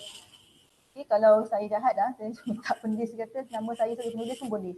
Sebab hampir separuh buku tu saya tulis balik. Okay. Okay, kita masuk atur rekaan. Okay, sama juga macam copy editing, tak boleh nak langkau page sebab dia kena flow. Okay. Kat sini lah nanti yang fotograf, yang gambar tu kena besar, kena size besar sebab senang nak adjust. Okay. Okay, satu persatu surat. Okay. Serentak dengan rekaan grafik. Okay. Katakanlah yang tadi tu yang kata apa, kalau ada design sendiri boleh kita terima, kita tengok sesuai tak dengan tajuk. Kadang tajuk dengan gambar dengan design tu tak kena. Contohnya buku tu buku muzik contoh. Okay, nama tajuk lagu tu jenis sini tapi gambar ada bunga lah, ada kucing lah, so tak kena. Kan? So kita betulkan. Okay, tapi bila katakan kita pilih design penulis, kita akan masukkan dalam buku tu nama dia. Okay, konsep asal, nama penulis, tapi nama kita designer pun ada jugalah sebab dia melakukan adjustment. Okay, next slide. Okay, ini contoh atur huruf untuk buku matematik. Yang kotak-kotak tu, yang ada yang di luar, dia dekat kotak yang warna hitam kan, luar buku tu. Itu dia tengah letak ke tepi dulu untuk disusun kemudian. Okay. Memang tak boleh nak sikit-sikit lah, memang kena buat baca betul. Okay. Dalam tak setting ni dia dah siap dah set size buku tu, nampak? Jadi yang dalam 4 segi tu, itu dah size bukunya. Margin ni, sorry. Okay. Margin ni pun kita dah set dah. Okay. Okay. Next. Ini atur huruf ni lah, boleh langkau. Okay, ini contoh yang saya kata je lah, dia kumpul semua gambar dekat belakang. So, apa tak serta ni buat, dia tarik semua tu ke depan ni untuk disusun balik. Okay. Ini contoh rekaan kulit buku. Ini buku pendidikan tau. Daripada kampus Pahang tak silap saya. Yelah Pahang, kawan ketua Pahang. Okay, dia buat research on kaum batik ni, puak batik ni, orang asli ni, dia bukukan dalam coffee table. Itu maksud saya coffee table yang ber-ISBN, berinformatif. Buku yang macam ni dapatlah ISBN. Okay, dia banyak maklumat. Ada juga yang saya tengok dari UKM tak silap. Dia banyak gambar tapi dia ada QR code. Itu pun lah yang ISBN sebab dia ada maklumat lanjut. Cuba kita scan je lah tu je. Teks tak ada kat situ kan. Tapi bila scan ada maklumat lanjut. Okay. Next slide. Ni lagi buku. Ini design yang kita buat. Setiap tajuk dia akan design dalam 3 hingga 5. Okey, ni dia bagi 3. So kita tunjuk pada penulis dan kita akan dalam meeting kita pun decide lah mana paling simple, paling cantik, paling menyelah. So yang kita pilih yang tengah ni. Okey, tajuk dia pun nampak kan, gambar gunung nampak sikit-sikit kat belakang tu. Kalau yang kat sebelah tu, yang belah kiri tu tak nampak orangnya, tajuk pun rekreasi tu dah warna putih, dah blend in dengan belakang kan. Okay. Apa lagi? Nampak semak sikit lah kan kat belakang tu. Yang kanan pun sama, tak nampak ada gunung pun kan. So kita pilih yang tengah tu. Katakan tiga-tiga kita reject, semua kita reject, kita suruh dia buat balik. Bagi lagi design yang lain. Okay. Okay, next slide. Okay, semak baca proof. Bila tadi dalam kita dah layout, dah atur huruf, okay. Bila dah selesai sampai pusat akhir, kita akan bagi penulis tengok sekali lagi. Okay, dah di format cantik dah. Bukan macam asal yang dia bagi tu dah. Okay, kita bagi dia tengok, betul tak, ada tak yang terlari. Maksudnya macam saya cakap tadi, editing ni kena banyak mata. Okay, penulis pun kena semak, masa tu kita cakap tak boleh ada penambahan isi kandungan. Okey, kita benarkan sikit je kita bagi. Okay, mungkin satu paragraf, okay, satu line. Okey, nak tukar gambar, itu kita benarkan. Okey, tapi kalau nak sampai satu bab nak tukar, kita hold dulu lah, lambat lah. Kalau dia kata next semester nak pakai, memang tak sempat lah. Okey, boleh benarkan tapi lambat lah, kita terima lah, benda akan jadi lambat. Kalau dia tak diterima, dia kata tak boleh lah, nak juga next sem, tapi kena ada perubahan ni. Kita terpaksa tu lah, berhentikan lah. Kita cakap dia tak boleh lah next sem. Okay, kita akan move on to the next manuscript lah. Okay, Prof Akhir. Ni bukan buku sebenar. Ini yang dummy buku tu yang saya kata, Proof 3 ni. Okay. Yang kita bagi penulis tengok ialah Proof 1 tadi dan juga yang ini.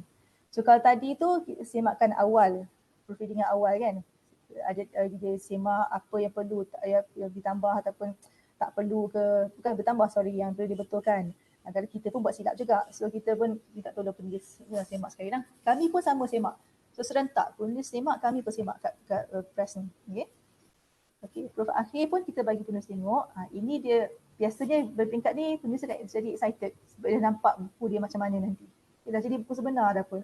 Dah macam buku sebenar dah pun. Okay. Kadang-kadang dia ada yang terkejut lah sebab kadang-kadang mock-up ni dia macam buku sebenar tapi dia tak seperti yang kita harapkan lah. Macam nama pun mock-up kan. So kadang-kadang colour tu tak segelap kita nak. Taklah selembut kita nak. So kertas ni pun kertas yang biasa-biasa. Yang ni buku coffee table ni mesti ada kertas yang licin, yang mewah sikit kan, yang keras sikit. So masa mock-up tu dia tak dapat macam tu. Tapi dia kita nampak lah yang apa, gambaran macam mana buku tu akan jadi nanti. Okay. So ini pun pada buku sebenar, ini masih lagi proofreading. So kita masih lagi buat semakan. Okay. Okay. Next slide. Next lagi. Inilah dekat pencetak. Okey. Okey, ni buku dah cetak. Dia masih dekat pencetak ni, dia tengah nak deliver kat kita. Okey, dah siap. Yang tengah tu dah siap, yang kiri tu dia dah bungkus. Okey. Okey, next slide. Tempoh cetakan tu 14 hari kalau saya bekerja. Okey, jualan promosi. Kita ada 2 platform, Shopee. Shopee ni dia jual buku sebenar. Macam tuan-tuan perempuan order barang kat Shopee kan dapat barang je kan. So kita bila order kat Shopee dapat buku fizikal, buku cetak. Mind Apps ni ada satu e-book platform. Okay. Kita punya e-book platform ada 4 ke 3? 4 sorry. Mind Apps, Google Play, eCentral dengan eRoman. eRoman tu dia platform e-book dari Timur Tengah. Okay. Kita ada guna platform tu juga. Okay, minta update ni, sorry ya. Okay, next slide. Ini selain daripada jual-jual kat situ, ini masa pre-COVID, insyaAllah post-COVID nanti dah dibenarkan buat aktiviti macam ni. Kita pergi buat jualan kat fakulti. Kalau nak buka semester, kita akan biasanya pergi kat mana apa? Kalau kat Syadam ni dekat menara Sultan Abdul Aziz kan? Ataupun DSB ke dekat Dewan Baru tu, Dewan Tuanku Chancellor tu ke. Okay, kalau ada pesta buku, kita buat pesta buku UiTM. Okay, yang masa ni mantan pengarah ada ceramah kat Fakulti Engineering tak silap masa ni. Okay, so kita pun promote lah buku engineering kat sini. Buku engineering juga buku berkaitan dengan academic writing. Okay. Kita ikut kesesuaian lah. Kalau kita pergi fakulti ni, kita jual lah buku-buku yang berkaitan dengan subjek yang dia ada di fakulti tu. Okay, untuk student dia beli. Next, ini kita promote dalam email. Kita maklumkan dalam email kita dah ada buku baru. Okay. Okay, next. Okay, apa selalu isu yang timbul? Okay, dapat beberapa isu sering. Okay, penulis tak hantar lengkap, dia serahkan lewat, nak pakai esok, hari ni baru hantar. Ataupun biasanya ni yang famous lah kan, yang hantar lewat ni, profesor nak buat syarahan profesor. Dan yang dah ada geran untuk buat buku tapi dia hantar bila geran tu dah nak expired. Okay, itu selalunya. Lepas tu nak insist kena siap juga. Tapi dengan proses-proses di atas tu agak-agaknya boleh tak siap cepat, tak boleh kan. Walaupun dia profesor, walaupun dia dah yelah dah pangkat yang tinggi tapi kena semak juga kerja dia. Okay, mana tahu ada typo dia tak sedar kan, istilah yang tak betul. Okay, silap gambar ke. Macam dulu pengalaman saya kerja kat NST dulu, dia nak kata, dia cerita pasal Ning Aziz tapi gambarnya Mahathir. Tak kenanya kan kalau kita teruskan. Nasib baik orang nampak. Okey. Okey, kekangan dari segi tenaga kerja. Okey. Kekangan dari segi tenaga kerja ni saya cerita sikit. Kita ni universiti yang besar. Seluruh Malaysia ada kampus UiTM. Tapi cuba bayangkan ada hanya 2 je editor nak uruskan manuskrip yang datang dari seluruh pelosok Malaysia ni. Kan? Itu baru UiTM. Belum universiti lain hantar kita. Okey. Sedangkan kita ni universiti yang besar, sepatutnya kita ada ramai editor. Okey. Kalau macam USM contoh, dia kampus universiti kecil tapi editor dia ramai. So saya anggaplah, saya rasa masa dulu kan dia orang dapat status universiti Apex kan. So apa yang dia jadi RU kan dengan Apex, apa yang dia orang request, apa yang dia orang mohon dia orang dapat. Masa tu pun tak susah nak dapat dapat jawatan. Nak dapat staff kerajaan ni memang susah Kita kena mohon dekat JPA. JPA bagi warrant ke tak, kita minta 10 dia bagi 2. Macam itulah contoh. Even dekat sini pun kat UiTM ni. Walaupun penerbit UiTM mula tubuh 1983. Hanya tahun 2006 baru ada editor. Editor bukan saya lah, ada editor lain. Selepas dia 4 tahun kemudian baru saya masuk. Dan saya orang editor pertama yang betul-betul melakukan kerja editing. Yang pertama tadi dia lebih pada pengurusan. Okey. Lepas tu lepas saya 4 tahun kemudian baru seorang lagi masuk. Dan dia pula sekarang dah cuti belajar. Okey. Lepas tu 4 bulan yang keempat ni tak lama sangat lah. Dalam 4 bulan kot dia masuk. Dan kita orang 2 orang lah. Yang tadi yang menguruskan penerbitan ilmiah dan penerbitan umum tadi. Hanya 2 orang ni saja. Ada seorang lagi dia uruskan jurnal. Itu saja. Ini je lah yang ada. Itu sebabnya lepas ni kita akan limit lah berapa banyak manuskrip yang masuk. Masih dalam perbincangan banyak mana, sampai bila kita terima permohonan tu, sampai bila mungkin setakat Jun, setakat Jun kita tutup. Buka balik hujung tahun ke macam itulah.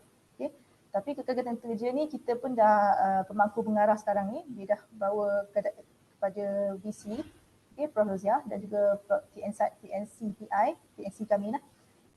Kita ceritakanlah perkara sebenar, kenapa selalu orang komplain lambat, kan? Apa kekangan kami ada, macam ni lah bertahun-tahun. Bukan senang. Setiap tahun masa dulu kita kemukakan kepada pendaftar, kita perlukan orang, kenapa. Tapi tak dapat warrant tu. Bukannya pendaftar tak bagi, bukannya yang tak bagi, JPA yang tak bagi. So memang susahlah, kita banyak pihak luar yang terlibat yang membuat keputusan macam ni. Isu yang seterusnya, kelewatan penulis. So kalau lewat dia bagi, lewatlah buku tu. Kadang-kadang dia kata saya sibuk nak mark paper atau apa. Kita tak marah pun. Kalau dia ada ni, cuma bila dia komplain lah, bila dia komplain kenapa lambat, kita akan tunjuklah. Setiap kali dia kata dia ada tak boleh bagi dalam masa tempoh yang kita minta tu, kita akan rekod. Penulis maklum tak boleh bagi dalam hari-hari ni sebab apa. Jadi kita mukakan balik kalau dia timbulkan. Ini isu lama lah sebenarnya, macam saya cakap tadi. Terus gagal menyerahkan bukti telah mendapat kebenaran. Bukan isu lama lah, masih relevan. Cuma kalau gambar tu, macam saya cakap tadi, kalau kita ada gambar tu dalam image online yang kami langgan tu, kita boleh ganti. Kalau tak ada, kalau dia susah nak dapat kebenaran tu, mungkin dia kena ambil gambar sendiri ke. Next slide. Maaf Puan, kita dah 11.32. Tapi tadi pun kita dah maklumkan di awal program, kita mungkin akan break sampai 30 sampai 1 jam setengah lah kan. Tapi tak apalah, kita boleh habiskan slide. Sikit lagi. Baik. Silakan Puan. Ada benda boleh skip pun lepas ni. Ini siapa yang nak contact lah. Channel Farabia, dia lah editor pertama yang saya cakap tadi tu. Saya yang kedua, Puan Diana yang dia uruskan karya umum. Puan Nufizan ni akan cuti belajar sikit lagi. Cik Nasir, dia uruskan jurnal. Next slide. Soalan lazim macam tadi lah, berapa royalty? 15%. 15% ni bukan kita yang decide. Apa-apa yang kita buat tu sebenarnya bukan kita yang decide. Kita, kalau kita decide sekali pun kita rujuk pada JKP, rujuk pada orang atas. Boleh tak kita buat macam ni? Kalau dulu kita ikut pangkat. Kalau profesor royalty lebih sikit. Profesor Madia kurang sikit, kurang. Tapi sekarang kita standard kita tak boleh lah, macam ni tak adil lah kan. Terkadang buku yang ditulis oleh bukan profesor pun laris juga, laku juga, ramai yang rujuk. So kita propose benda tu. Kita bukan suruh pun, kita propose. Alhamdulillah JTP setuju, standard. Dan pangkat apa sekalipun 15% dia punya royalty. Okay? Kalau itu sebab tadi yang saya kata apa, berapa ramai kan, katakan 10 orang penulis, 15% tu share lah 10 orang. So tak syok lah kan. So biarlah paling ramai tu 3. Okay. Okay, pengarang dia layak dapat diskaun. Okay. Katakanlah penulis beli sendiri buku dia. Okay, kita ada rekod ni kalau dia beli buku dia sendiri, dia dapat 40% tapi itu tak akan dikira dalam kiraan royalty. Royalty ni dikira selepas berapa ratus kopi dah terjual. Okay, kita akan kira royalty dia based daripada berapa kopi sold tu. Okay, tapi dalam katakan dia cetak 500, dia beli 200. Okay, 300 tu orang lain beli. So kita akan kira royalty based on yang 300 copies tu je saja. Okay, yang 200 yang dia beli tu kita tak kira. Okay. Okay, berapa naskah percuma? Okay, setiap kali kita cetak ataupun sekarang ni EPUB kan, kalau cetak kita bagi naskah percuma 5 sahaja. Okay. Selebihnya dah jadi harta universiti sebab kita cetak tu pun guna duit universiti. Okay. So kalau nak kena belilah. Itu pun salah satu sebab kenapa kita tak galakkan ramai sangat. Okay, kata 5 orang, tiba ada penulis ke 6. 6 tu komplain, kenapa saya tak dapat percuma? Kita terpaksa belilah. Okay. Ni kira baik, murah hati juga 5 tu. Kalau mesti lain dia bagi 3, bagi 2. Ni. Okay, syarat-syarat mesti sebutkan. Okay, ni tadi kita cerita. Pembeli lain dapat diskaun. Okay, kalau beli kedai buku dapat diskaun sampai 7%. Kalau kita buat jualan kat luar, ikut usia buku tu. Kalau buku dah lama, dah lama sangat, dapat 80%. Buku baru dapat 10%. Situ. Kalau student kita bagi 20, tak silap. Okay. Nanti dia beli kat mana pun kita akan bagi diskaun student tu. Okay. Walaupun segi universiti lain. Okay, next slide. Okay, perniagaan itu kita kerja dalam mana. Okay, kalau yang tadi yang naskah tadi tu, kalau EPUB, buku tu diterbit secara digital, kita akan bagi free access kepada penulis. Orang lain nak baca kena beli, tapi penulis tu nak baca dalam device dia ada free access. Jadi tak payah beli buku di sini. Okay. Okay. Yang soalan berapa tempoh masa tu kita first ni betul. Okay. Okay. Soalan paling popular ialah next slide. Okay. Mengambil kira tadi tu dengan staff, peringkat proses yang pelbagai dan teliti. Okay, perbandingan antara penerbitan buku sekolah dengan buku isi yang tinggi. Kita sekarang top 5 kan universiti. Okay. Next slide. Okay, 12 bulan. Itu pun pada kami sebenarnya macam kalau tak logik, lebih sikit lah sepatutnya. Dan kalau dulu 14 bulan. Tapi dulu 18 bulan, sorry. Lepas tu bila biasa kita silih ganti pengarah kan. Lama sangat ni, kurangkan sikit. Bila kurangkan sikit dia 14. Lama sangat ni, kurangkan sikit dia 12. Mata pengarah terkini lagi best. 3 hingga 5 bulan. Kan? Okay, tapi itu tak logik lah 3-5 bulan. Okay? Tapi gantung juga. Kalau macam tadi buku tadi saya tunjuk itu yang saya edit yang banyak merah tu, dah setebal satu rim, kan? Banyak kena buat. Tak adalah, tak sampai lebih 6 bulan lah, tentang lebih 12 bulan. Memang lama saya edit buku tu. Itu baru tingkat copy editing saja. Itu pasal kita kena semak balik. Kita hantar sebenarnya content editing. Dia tak perasan benda-benda tu ke. Okay. Bahasa pun ada juga yang tak apa tepat. Ada tulis short form. So memang copy editor yang akan pick up benda semua lah. Okay, terus next slide. Okay, ini tak payah tengoklah, kita boleh skip. Ini contoh apa?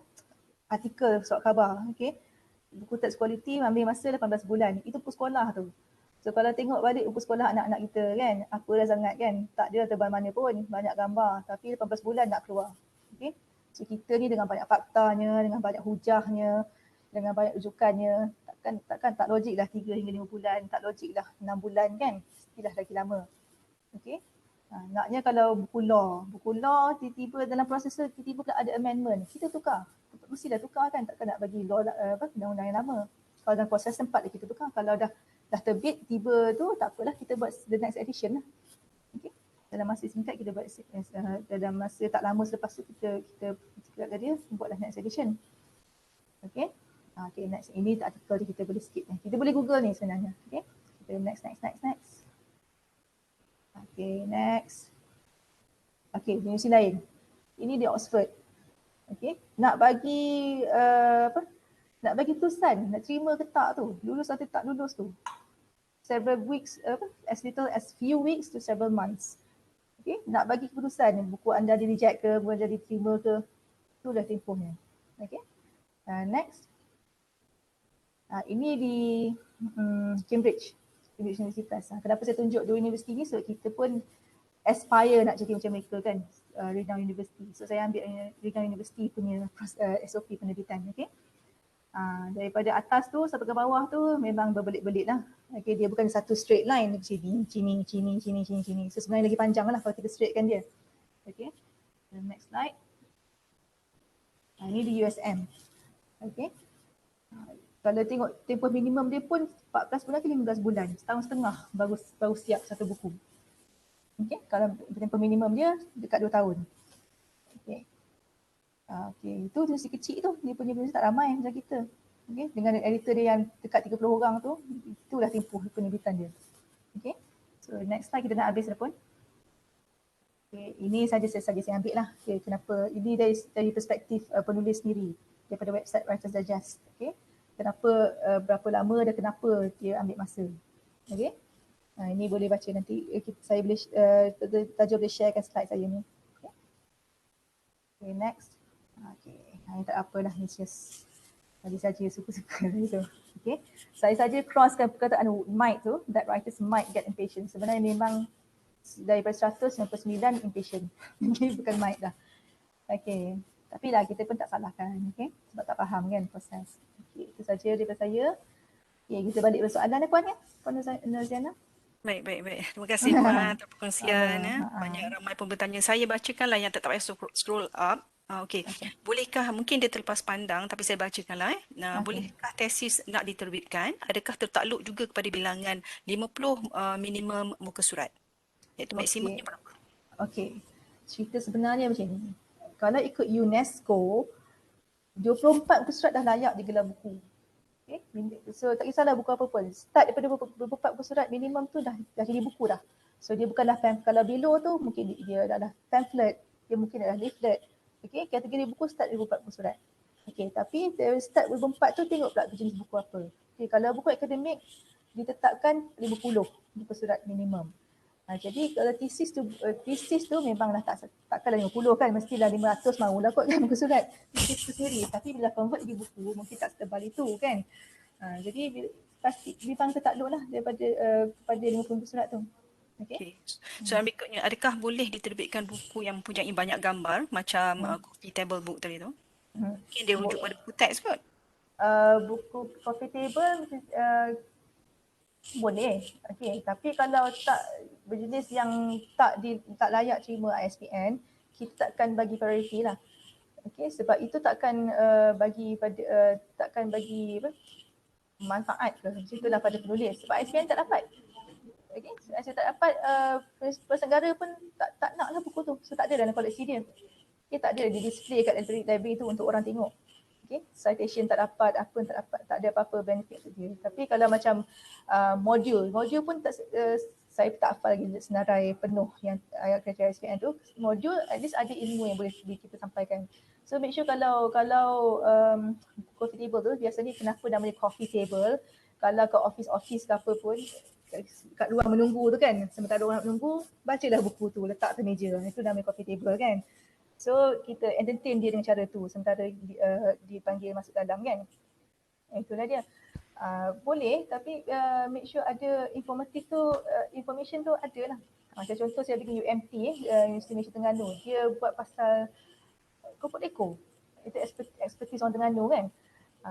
Dia cantik buku tu, memang banyak gambar. Tapi dia ceritakan juga ikan apa yang sedap buat keropok leko, teknik jadikan dia macam tu, kat mana dapat ikan-ikan tu, okay? Proses-proses nak jadikan keropok leko tu, teknik masak, cara buat sos dia, lengkap. Information tu ada. Maknanya kena tak boleh lari daripada bentuk ilmiah tu lah kan. Tapi dia tulis santai lah. Sebab keropok leko makanan orang suka baca kan. Nak pula kat Terengganu. So orang ambil kesempatan itulah. Okay. Buku tu. Buku manual lab masuk dalam kategori buku teks ke Puan? Tak. Satu soalan lagi. Tak. Oh tak? Tak. Okay. Baik, untuk perancangan 2022, ada ke jadual sekarang ni untuk menerima manuskrip? Dah ada jadual ke? Belum. Tapi kita akan maklumkan, kita akan mula terima. Okay. Baik. Okay, next rasa soalan last kot. Ah. Okay, kalau dekat chat box tu dia tanya tentang apa? Berikan contoh buku kanak-kanak. Mungkin tadi kot. Dah ada tunjuk tak kat gambar tadi? Tak ada sebab ini slide sama. Kita pun tak banyak terima buku kanak-kanak. Ada satu kot, seorang penulis ni dia produce bersiri lah buku kanak-kanak tu. Ada 7 tak silap. Okay. Itu buku kanak-kanak pertama yang kami terbitkan lah. Okay. Belum terbit pun sebenarnya. Kita tak cetak tapi kita jadikan audiobook. Okay, audiobook ni memang benda baru lah, kita eksperimen. Okay. Okay, seterusnya jika nak terbitkan pocket notes, perlu juga 50 page ke? Dan bersaiz A4. Okey, kalau nama dia pocket tu tak adalah A4. Sebenarnya buku kita tak ada pun saiz A4. Nampak yang buku besar tu sebenarnya kecil sikit di A4 sebenarnya. Okey, tak ada yang saiz A4 pun. Okey. Kalau pocket tu kita tak buatlah saiz pocket pula kan, kecil sangat pula kan. So kita buat standard size yang macam ni. Okey, walaupun namanya pocket. Okey. Memang tak low lah. Baik, soalan terakhir lah. Soalan terakhir lah kita ambil ya. Mungkin yang ada soalan tu mungkin boleh email pada puan-puan dah ada bagi kontak tadi kan? Ke lepas ni kita tunjuk? Ataupun letak dekat chat box boleh puan. Last soalan, kalau ambil gambar orang atau individu dalam contoh macam forest people tu, perlu ke ambil kebenaran tuan badan? Ya. Masa mereka buat research tu, mereka ada orang jabatan orang asli tu JAKUA. Mereka aware lah benda tu. JAKUA pun tahu. Dia orang akan buat research kat situ dan dia terangkanlah buku, tak tahulah dalam bahasa asli ke, bahasa apa, ada translator ke, maklumkan lah. Sebab kita ni hak manusia kan, dia nak privacy kan, so dia tak boleh nak ceroboh macam tu dia. Even dalam newspaper pun kita tengok, kita nampak je buku gambar orang kan, tapi kalau perasan lah dalam newspaper, kalau gambar orang tu, gambar sebenarnya tak jelas pun, dia blur sikit. Okay? Katakanlah yang interview untuk tanya pendapat ramai, contoh kan, dia tak izin dulu tu. Cik boleh tak saya ambil masukkan gambar cik dalam artikel newspaper nanti?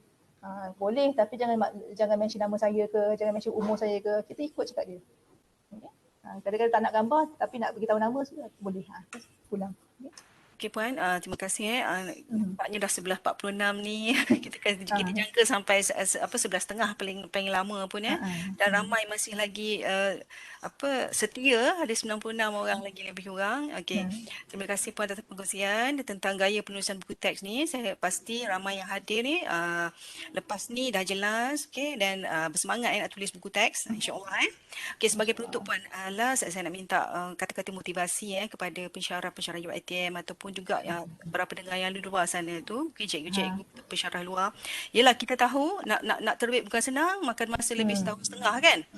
Okey, yang itu dah syok-syok menulis, tiba-tiba hantar submit lambat. Okey, nak bagi kata semangat lah kat para hadirin yang ada ni. Mungkin boleh sepatah dua kata puan. Okey. InsyaAllah lah, ini pearl of wisdom saya lah kot. Okey, seperti saya explain tadi, penerbitan ni proses yang panjang. Okey, especially untuk penerbit ilmiah. Okey, setiap universiti adalah penerbit ilmiah, especially universiti awam. Okey, orang pandang tinggi kat kita. Okey, yang menulis tu bukan calon orang, cendekiawan semuanya. Okey, Profesor Madya, ada at least thesis, masters kan. So kalau yang kat luar tu, tak semestinya orang macam ni. Okey, so mereka pandang tinggi pada penulis yang yang menerbitkan universiti ni. So jaga nama baik universiti pun kena jaga. Itu sebabnya ada kadang-kadang kita tolak kan. Kita tolak tu bukan tolak kosong. Okay, bukan sebab tak best dah buku ni. Tak. Okay, kita bagi tahu sebabnya. So sebab-sebab tu saya pesan ambillah sebab-sebab tu untuk jadi saya semangatlah untuk tulis balik.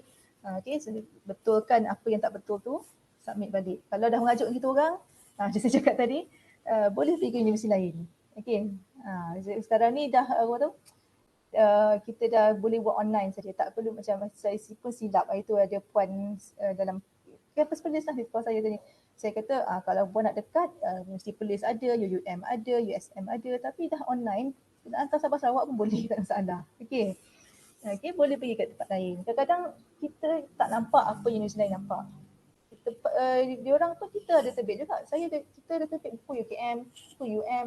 Okay, kalau buku COVID kan, buku pasal COVID memang popular lah tahun lepas. Tapi yang kita terima buat masa ni ialah buku COVID dari UKM.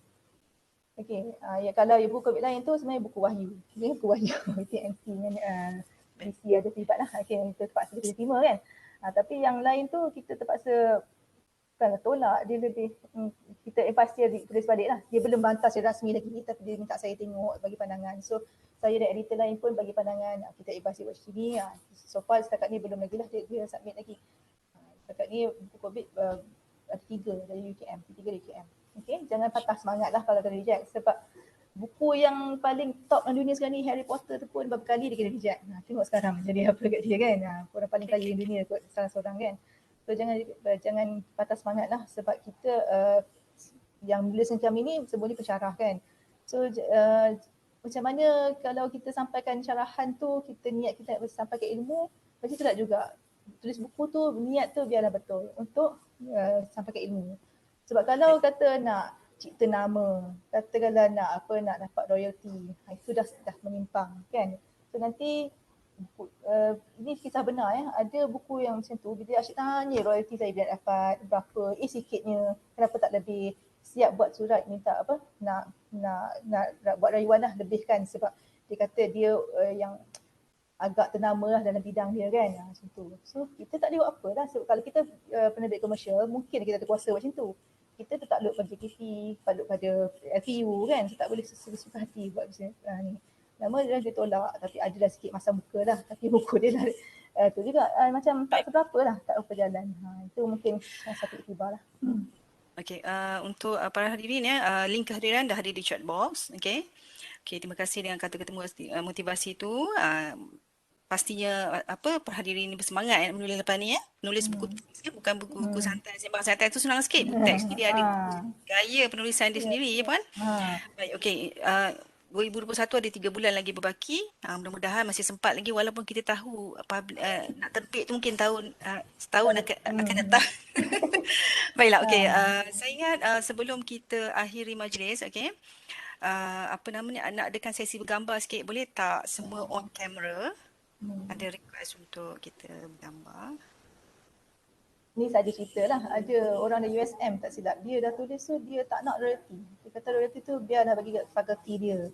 Fakulti dia tengah tak ada duit kot masa tu kan. Dia kata so dia tak royalty, semua masuk kat fakulti. Alhamdulillah, dia kata dia even penerbit USM bagi tahu kami buku dia paling laris. Kan, so niat dia tu kan. Betul. Niat dia tu. Puan dah masukkan kontak dekat chat box ya puan ya? Dia Ada. bagi nak kontak, nak bertanya direct ke email. Tak tertajuk dia selalu hubung saya. Ya. Siapa yang akan ambil gambar? Okey. Nak tunggu lagi ke? Siapa yang nak on camera?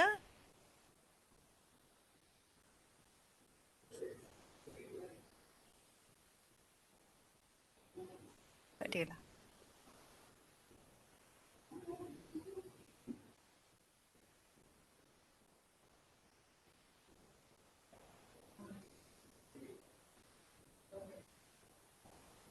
Okay, nak kira ke Tajul? Boleh? Okay, kita minta kalau siapa yang boleh on camera, minta on camera. Okey, saya bilang lah. 1, okey ada. Okay, nak masuk lagi sempat lagi. Tunggu sekejap. Okey. Alright, saya tangkap Alright, 1, 2, 3. Okey, sekali lagi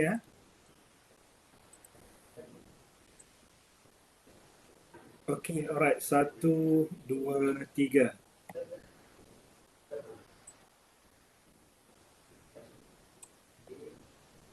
Okey, Ziana. Okey. Sesungguhnya yang baik itu datangnya daripada Allah Ta'ala dan yang ada salah silap daripada saya ataupun daripada penceramah Puan Aizan, kami mohon maaf ya, tersilap bicara dan sebagainya. Okay. Kita tutup majlis dia dengan tasbih kifarah dan surah Wal-Asr. nanti dah habis dah boleh rentas negeri, dah COVID pun dah reda, bolehlah buat lawatan sambil belajar kat sini. InsyaAllah. Kan. Boleh, Puan. Terima kasih Puan Sama-sama. banyak. Assalamualaikum.